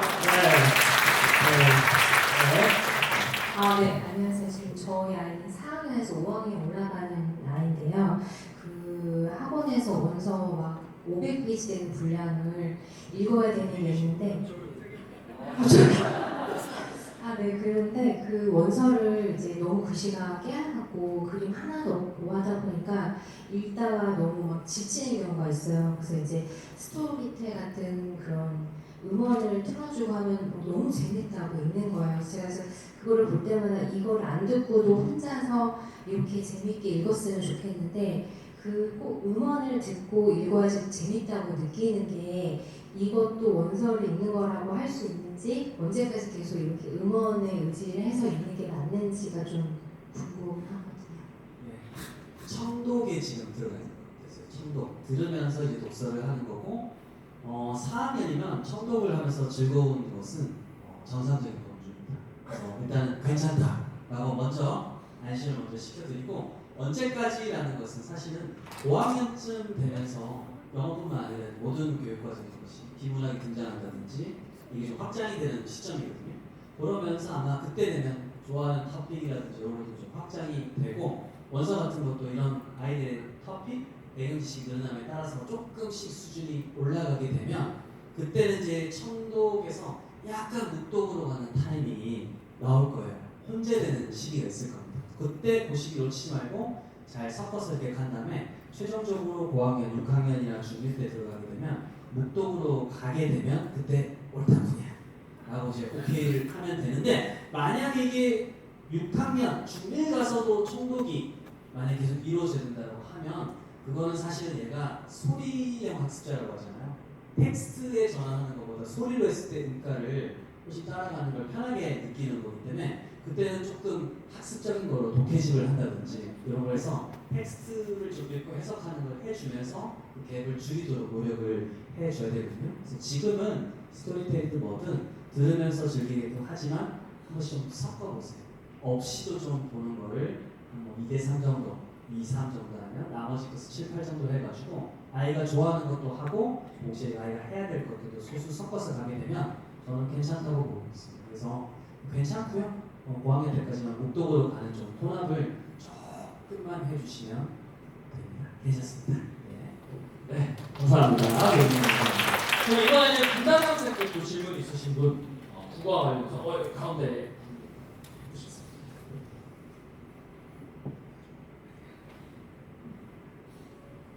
안녕하세요.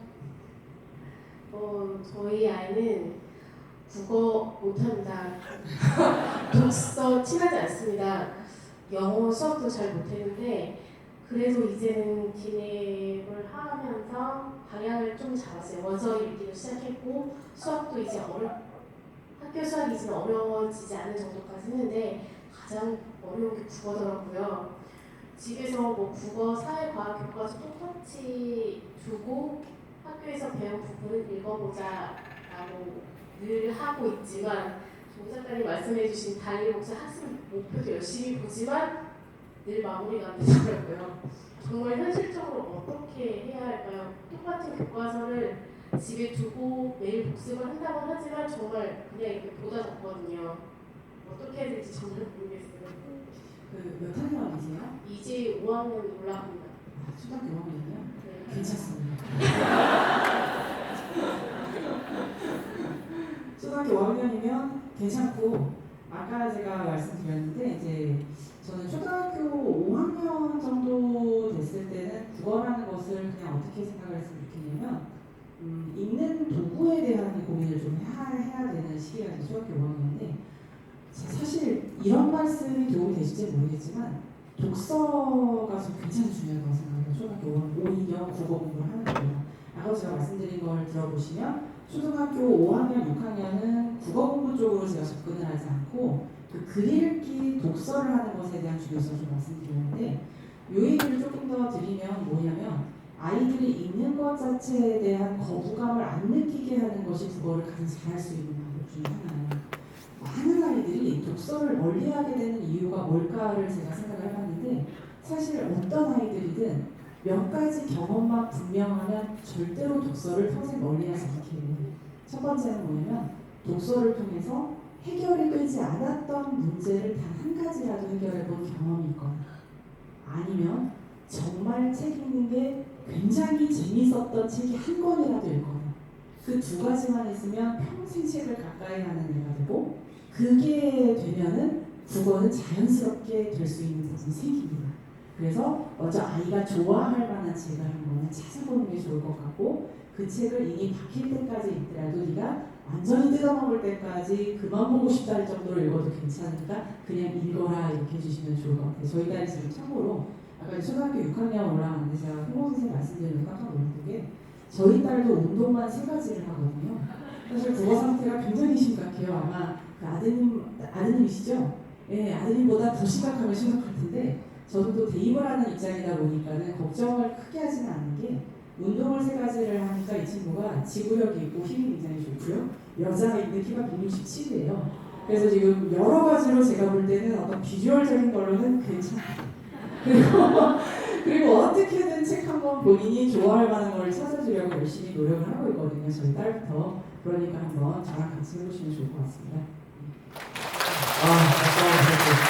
항상 저희 저희 스몰 클래스 함께 하시는 분들은 이렇게 말씀하는 항상 다 괜찮아, 이렇게 좀 따뜻한 분들, 그리고 실제로도 그렇고요. 아직 우리 아이들이 중등 거치면서 아직 충분한 시간이 많이 남아 있고, 올바른 아까 우리 김나영 선생 말씀하신 것처럼 방향이 맞다면 속도는 그렇게 중요하지 않다라는 말씀을 잘 우리가 마음속에 새겨보면 좋지 않을까 생각이 듭니다. 혹시 또 여기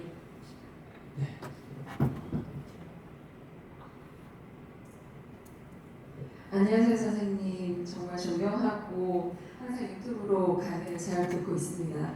어떤 분이요? 세분다 네, 구독하고 있고요. 제가 오늘 궁금한 점은 제 분당 학생께 여쭤보고 싶은 게 있는데 제가 지금 초등학교 6학년 올라가고 4학년 올라가고 두 딸을 키우는 어머니입니다. 근데 지금 독서를 항상 중요하게 생각해서 책 읽기를 습관을 기르고 싶은데 이제 책 읽기를 하다 보니까 욕심이 글쓰기에 좀 넘어가게 되더라고요. 그래서 이제 생각을 이제 표현하는 글쓰기를 평소에 습관을 가지고자 일기쓰기를 매일 시키기는 하는데 이게 어느 정도 한계가 느껴진다고 해야 하나? 항상 글쓰기가 실력이 늘지 않는 수준에서 계속 똑같은 패턴만 반복이 되더라고요. 그래서 이제 제가 궁금한 거는 그런 생각을 끄집어낼 수 있는 습관을 일기 말고 또 다른 방법이 좋은 방법이 있으면 좀 소개를 하나 시켜주시면 감사하겠습니다. 네, 그러니까 일단 그 초등학교 이제 4학년, 6학년이라고 하셨죠. 네. 사실 이제 이런 말씀 또 어떻게 들릴지 모르겠지만 그 정도 나이면 글쓰기 너무 신경 안 쓰셔도 괜찮다. 이렇게 말씀 좀 드리고 싶은데 저는 왜 그렇게 생각을 하냐면 일단은 이제 인풋과 아웃풋의 과정인데 먼저 좋은 지식들이 많이 쌓이게 되면 어느 시점이 되면은 아웃풋은 사실은 자연스럽게 좀 나오는 게 있는데요. 근데 저는 중학생들부터는 이렇게 하라고 말씀드리는데 초등학생이니까 그 방법을 별로 강요해보고 싶지는 않지만 초등학생이라고 하더라도 글쓰기에 대해서 아이들이 뭐 좀 재미를 느끼고 하려고 하면은 그것도 사실은 말씀드리면 좀 복잡한 게 어떤 글인지에 따라도 되게 많이 달라지거든요. 이게 예를 들어서 독후감을 이야기하는 것인지 아니면은 뭔가 이렇게 요약 정리를 하는 것을 원하는 것인지 아니면 좀 창의적인 글쓰기를 원하는 건지 아니면은 뭐 내 생각을 논리정연하게 쓰는 것을 좀 중요하게 생각하는 건지 여러 가지에 따라서 글쓰기라는 게 사실 굉장히 많이 다르기 때문에 어떤 것이다라고 이야기하기에는 초등학교는 조금 제가 생각했을 때 약간은 이른 게 있고 그럼에도 불구하고 초등부터 하면 또 여러 가지 좋겠지만 저는 중학교부터는 그냥 어떻게 하라고 말씀드리냐면 그 중학교 1학년 교과서를 보면요 교과서에 학습활동이라는 게 이렇게 나옵니다. 뒤에 한 단원이 끝날 때마다 학습활동이 나오는데 그게 시, 소설, 그리고 비모나 자기 주장글, 설명문 굉장히 다양한 영역의 글쓰기가 뒤에 쫙 그 제재들이 다 나오게 되거든요. 그러면 제가 먼저 부탁을 드리는 건 뭐냐면 내 생각대로 글쓰기 이전에 자습서 같은 경우를 보면 그 모범 답안들이 다 적혀 있어요. 모범 답안이 어떻게 되어 있는지를 먼저 이해하라고 해요. 그 모범 답안이 어떻게 되어 있는지를 먼저 이해하고 난 다음에 최대한 모범 답안에 근접하게 써보는 훈련을 많이 해보라고 합니다. 그래서 교과서 한 권을 그렇게 끝내고 나면 아이들의 글쓰기가 상당히 정리가 되고요. 저는 굉장히 개인적으로 위험하게 생각하는 게 뭐냐면 보편적인 지식이 없이 내 주장만 하는 걸 굉장히 위험하게 생각합니다. 그렇게 되면 대입 논술에서도 굉장히 불리해지는 면이 있고 잘못하면 궤변만 늘어놓는 아이가 될 수 있기 때문에 굉장히 중요한 건 뭐냐면 좋은 답안과 좋은 글을 많이 보는 거고 그거를 통해서 나의 생각들을 정리해가면서 한두 줄을 얻는 것이기 때문에 먼저 중학교 1학년 교과서 특히 국어 교과서에 나와 있는 학습 활동과 관련된 모범 답안 많이 보고 근접하게 써보는 훈련 한 권이면 굉장히 많이 좋아지니까 너무 걱정 안 하시고 나는 중학교 1학년 때 이런 방법이 있다 생각하고 좀 여유 있게 봐주셔도 괜찮을 것 같아요. 좋아하지 않습니다. 네, 좋은 질문 감사합니다. 박수 한번 부탁드리고요. 네, 결론 요약은 이제 결국 좋은 인풋과 좋은 거리들이 잘 축적되면 어느 순간 글쓰기랑 아웃풋으로 나올 수 있다. 결론 괜찮다. 네, 이대로 가면 된다라고 말씀해 주셨습니다. 네, 여기. 오늘 살 빠지겠네요.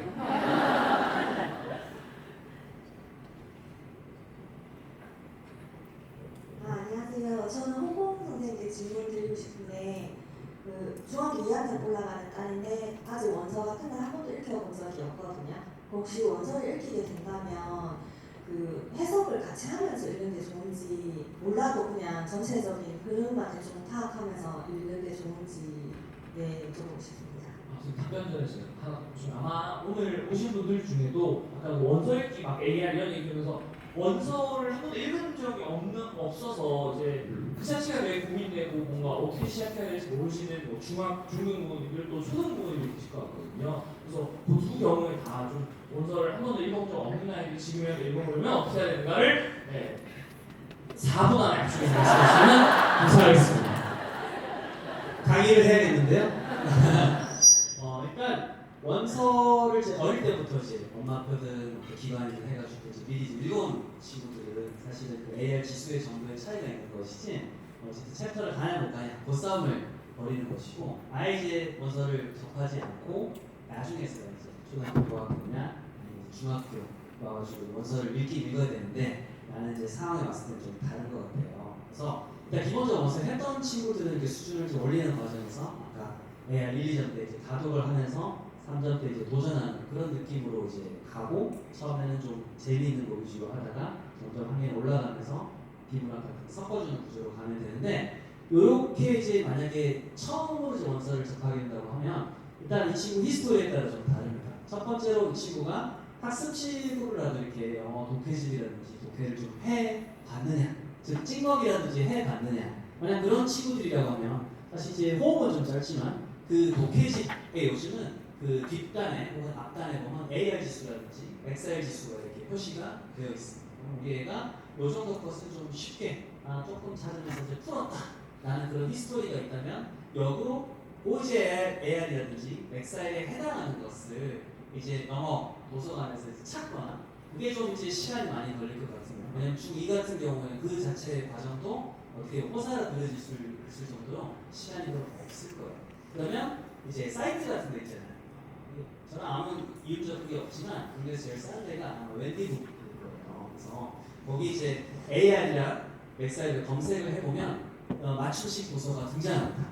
그 AR, XR을 찍고 그다음에 어떤 장르라는 이런 식으로 검색을 하게 되면 이 기존 독해집에 부합하는 그 장르를 추천을 해줍니다. 그러면 그 도서를 좀 이제 바로 구매하지 마시고 동네 이제 추천 도서로 아니면 동네에 있는지 확인을 해보거나 아니면 이제 온라인에 미리 보기를 해가지고 아이하고 협의를 본 다음에 선택을 해서 그 다음에 이제 시키면 되는데 이 과정이 왜 중요하냐면 이 수준 설정이 되지 않으면 아까 이야기했던 해석만 해도 되는지 감상을 해야 되는지 이런 이제 겹쳐 보이는 복시 현상이 이제 생길 수도 있고 없을 수도 있거든요. 그래서 반드시 수준을 설정하고 그 다음에 어떤 요령으로 단어를 최대한 찾지 않는다. 문맥에 의존하면서 최대한 가게 되고 그걸 좀 답답해하는 애들 있어요. 결과적으로는 잘하는데 애가 단거리야. 이런 친구들은 그래픽 너블 같이 안에 사파가 많이 들어가 있는 것들. 그래서 윈피키드 다이어리라든지 이런 거 보면 재미있는 그림들이 많이 있잖아요. 그래서 텍스트 자체가 호흡이 좀 힘들다고 하는 애들은 사파가 많이 들어가가지고 중간에 좀 완충 작업을 하면서 조금 더 긴 호흡을 하게 되면 문제집에서 즉 다시 좀 긴 어떤 글을 이제 나갈 수가 있어요. 그런 식으로 수준을 설정하게 되고 만약 우리 애는 수준도 뭐도 근본이 없다. 아예 그냥 아무것도 영어를 시키지 않았다. 근데 원서가 하고 싶다라고 하면 그때도 사실은 쉬운 원서를 중학교 때 찾는 것은 굉장히 부담스럽습니다. 남들은 뭔가 다 앞서 나가고 있는데 역행하는 느낌이기 때문에 차라리 그럴 때는 초등에서 조금 중등 올라갈 때 브릿지물의 쉬운 독해집이라든지 아니면 ELT 교재 중에 좀 쉬운 거를 설정해서 좌표 교재를 찾아야 됩니다. 그래서 좌표 교재를 갖고 한 번에 일독 성공 경험을 하면 그 AR의 수준을 가지고 아까 역산해가지고 원서를 찾는 식으로 하게 되면 리스크를 굉장히 많이 줄일 수 있습니다. 이상입니다. 4분 30초 안에 다 앞치게 설명해줬습니다. 네. 정말 콘서트 하기 잘했죠? 네. 아까 어쩔 뻔했어요 진짜. 두 분이 워낙 전문가셔서 이게 질문 줄 때 너무 좋은 말씀 주셨고 이제 생각보다 시간이 빨리 갔습니다. 그래서 이제 시간이 다 돼서 두 분 마지막으로 우리 부모님들께 이제 오늘 이 와주신 만큼 끝으로 한 말씀씩 짧게 인사 나눠주시면 좋을 것 같아요. 제가 세상을 쭉 돌다 보니까 아까 말씀하신 게 너무 맞는 것 같아요. 이렇게 방향을 찾는 그 여정인 것 같은데 우리가 밖에 나가보면 확실히 느껴요. 한국은 왜 이렇게 우리가 바쁘게 사는지, 왜 이렇게 정신이 없는지, 뭔가를 실패하면 정말 아이가 루저가 되는 것 같고 실패한 것 같고, 그 또한 주변에 또 눈치가 보이고 뭔가 나의 어떤 인생이 평가받는 것 같고 그런 좀 서러울 때가 있는데요. 사실은 우리 가족이 제일 소중하잖아요. 그리고 우리 아이가 어떻게 이제 건강하게 어린이든지 제일 소중하고 생각보다 많은 다양한 기회가 있더라고요. 그래서 우리 아이들이 그런 기회를 찾아가는 과정에 내가 도와주는 사람이라 생각을 하고 도와주시면 제가 볼 때 분명히 좋은 결과가 있고 아이가 자기 길을 찾아갈 수 있을 거라고 생각합니다. 응원하겠습니다. 감사합니다. 아까 감동적인 인사를 다 드렸는데 터뜨리게 돼서 오늘 이렇게 얼굴을 뵙고 또 말씀을 나눴으면은 어머님들 아버님들 어떻게 생각하실지 모르겠지만 제 머릿속에는 이제 지인입니다. 그래서 앞으로 어디서든 뵙게 되면 반갑게 인사 나누면 좋겠고, 또 우리 아이들 사실 그 부모로서 저는 그런 것 같아요. 아이들을 이제 잘 교육해 나간다는 게 언제나 선택의 연속이고 내가 한 선택이 과연 맞는지가 늘 고민이 되고 참 힘들고 이런 게 있는데요. 다 부모님들이 처음이시니까요. 그렇게 좀 답답하고 막혀 있을 때 이렇게 같이 계신 분들이 많다는 게 얼마나 참 귀한 일인가 이런 생각을 좀 해봤고, 그리고 오늘 이제 이 모임에 또 이렇게 귀한 자리에 저를 또 초대해 주신 만큼 앞으로 공부를 이렇게 아이들 진행해 나가시다가 어려움이 생기거나 이거는 도대체 답이 안 보인다라는 생각이 들 때면 제 이메일로 메일을 보내세요. 저희 분당강쌤 보면은 제 정보란에 메일 주소가 있거든요. 거기서 이제 요때 그 분당강쌤 교육이 되었다 이렇게 이제 제목에 적어주시면 제가 앞으로도 오늘 다 못 다드린 그 질문에 대한 답은 하나하나 열심히 좀 달아드리면서 보다 실질적인 도움이 되도록 하겠습니다. 감사합니다. 네, 한번 오늘 말씀 나눠주시고요. 지인 뱅킹에 저희 사진 한번 찍을까요, 다 같이? 네, 저희 이렇게 해서 한번 와주시면 네, 죄송해요. 오늘 좀 너무 예정이 없던 일이 많은데 여기 이렇게 저희가 이렇게 약간 다이어트 하는 거 보세요? 혹시 아이들 다이어트 하는 거? 오해하지 마세요. 조승우 작가랑 저랑 원래 이런 관계입니다.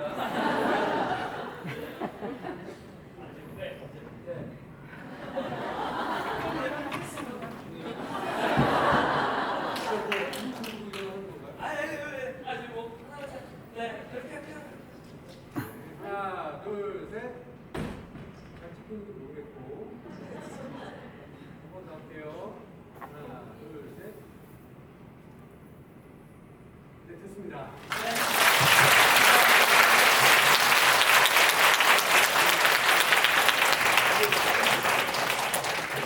네, 지금 리더님들이 거의 행사 끝났거든요. 도련님들이 평안한 휴식을 가지실 동안 우리 리더들은 열띤 강의로 또 들었습니다. 그래서 50분까지 리더님이 여기 오실 텐데요.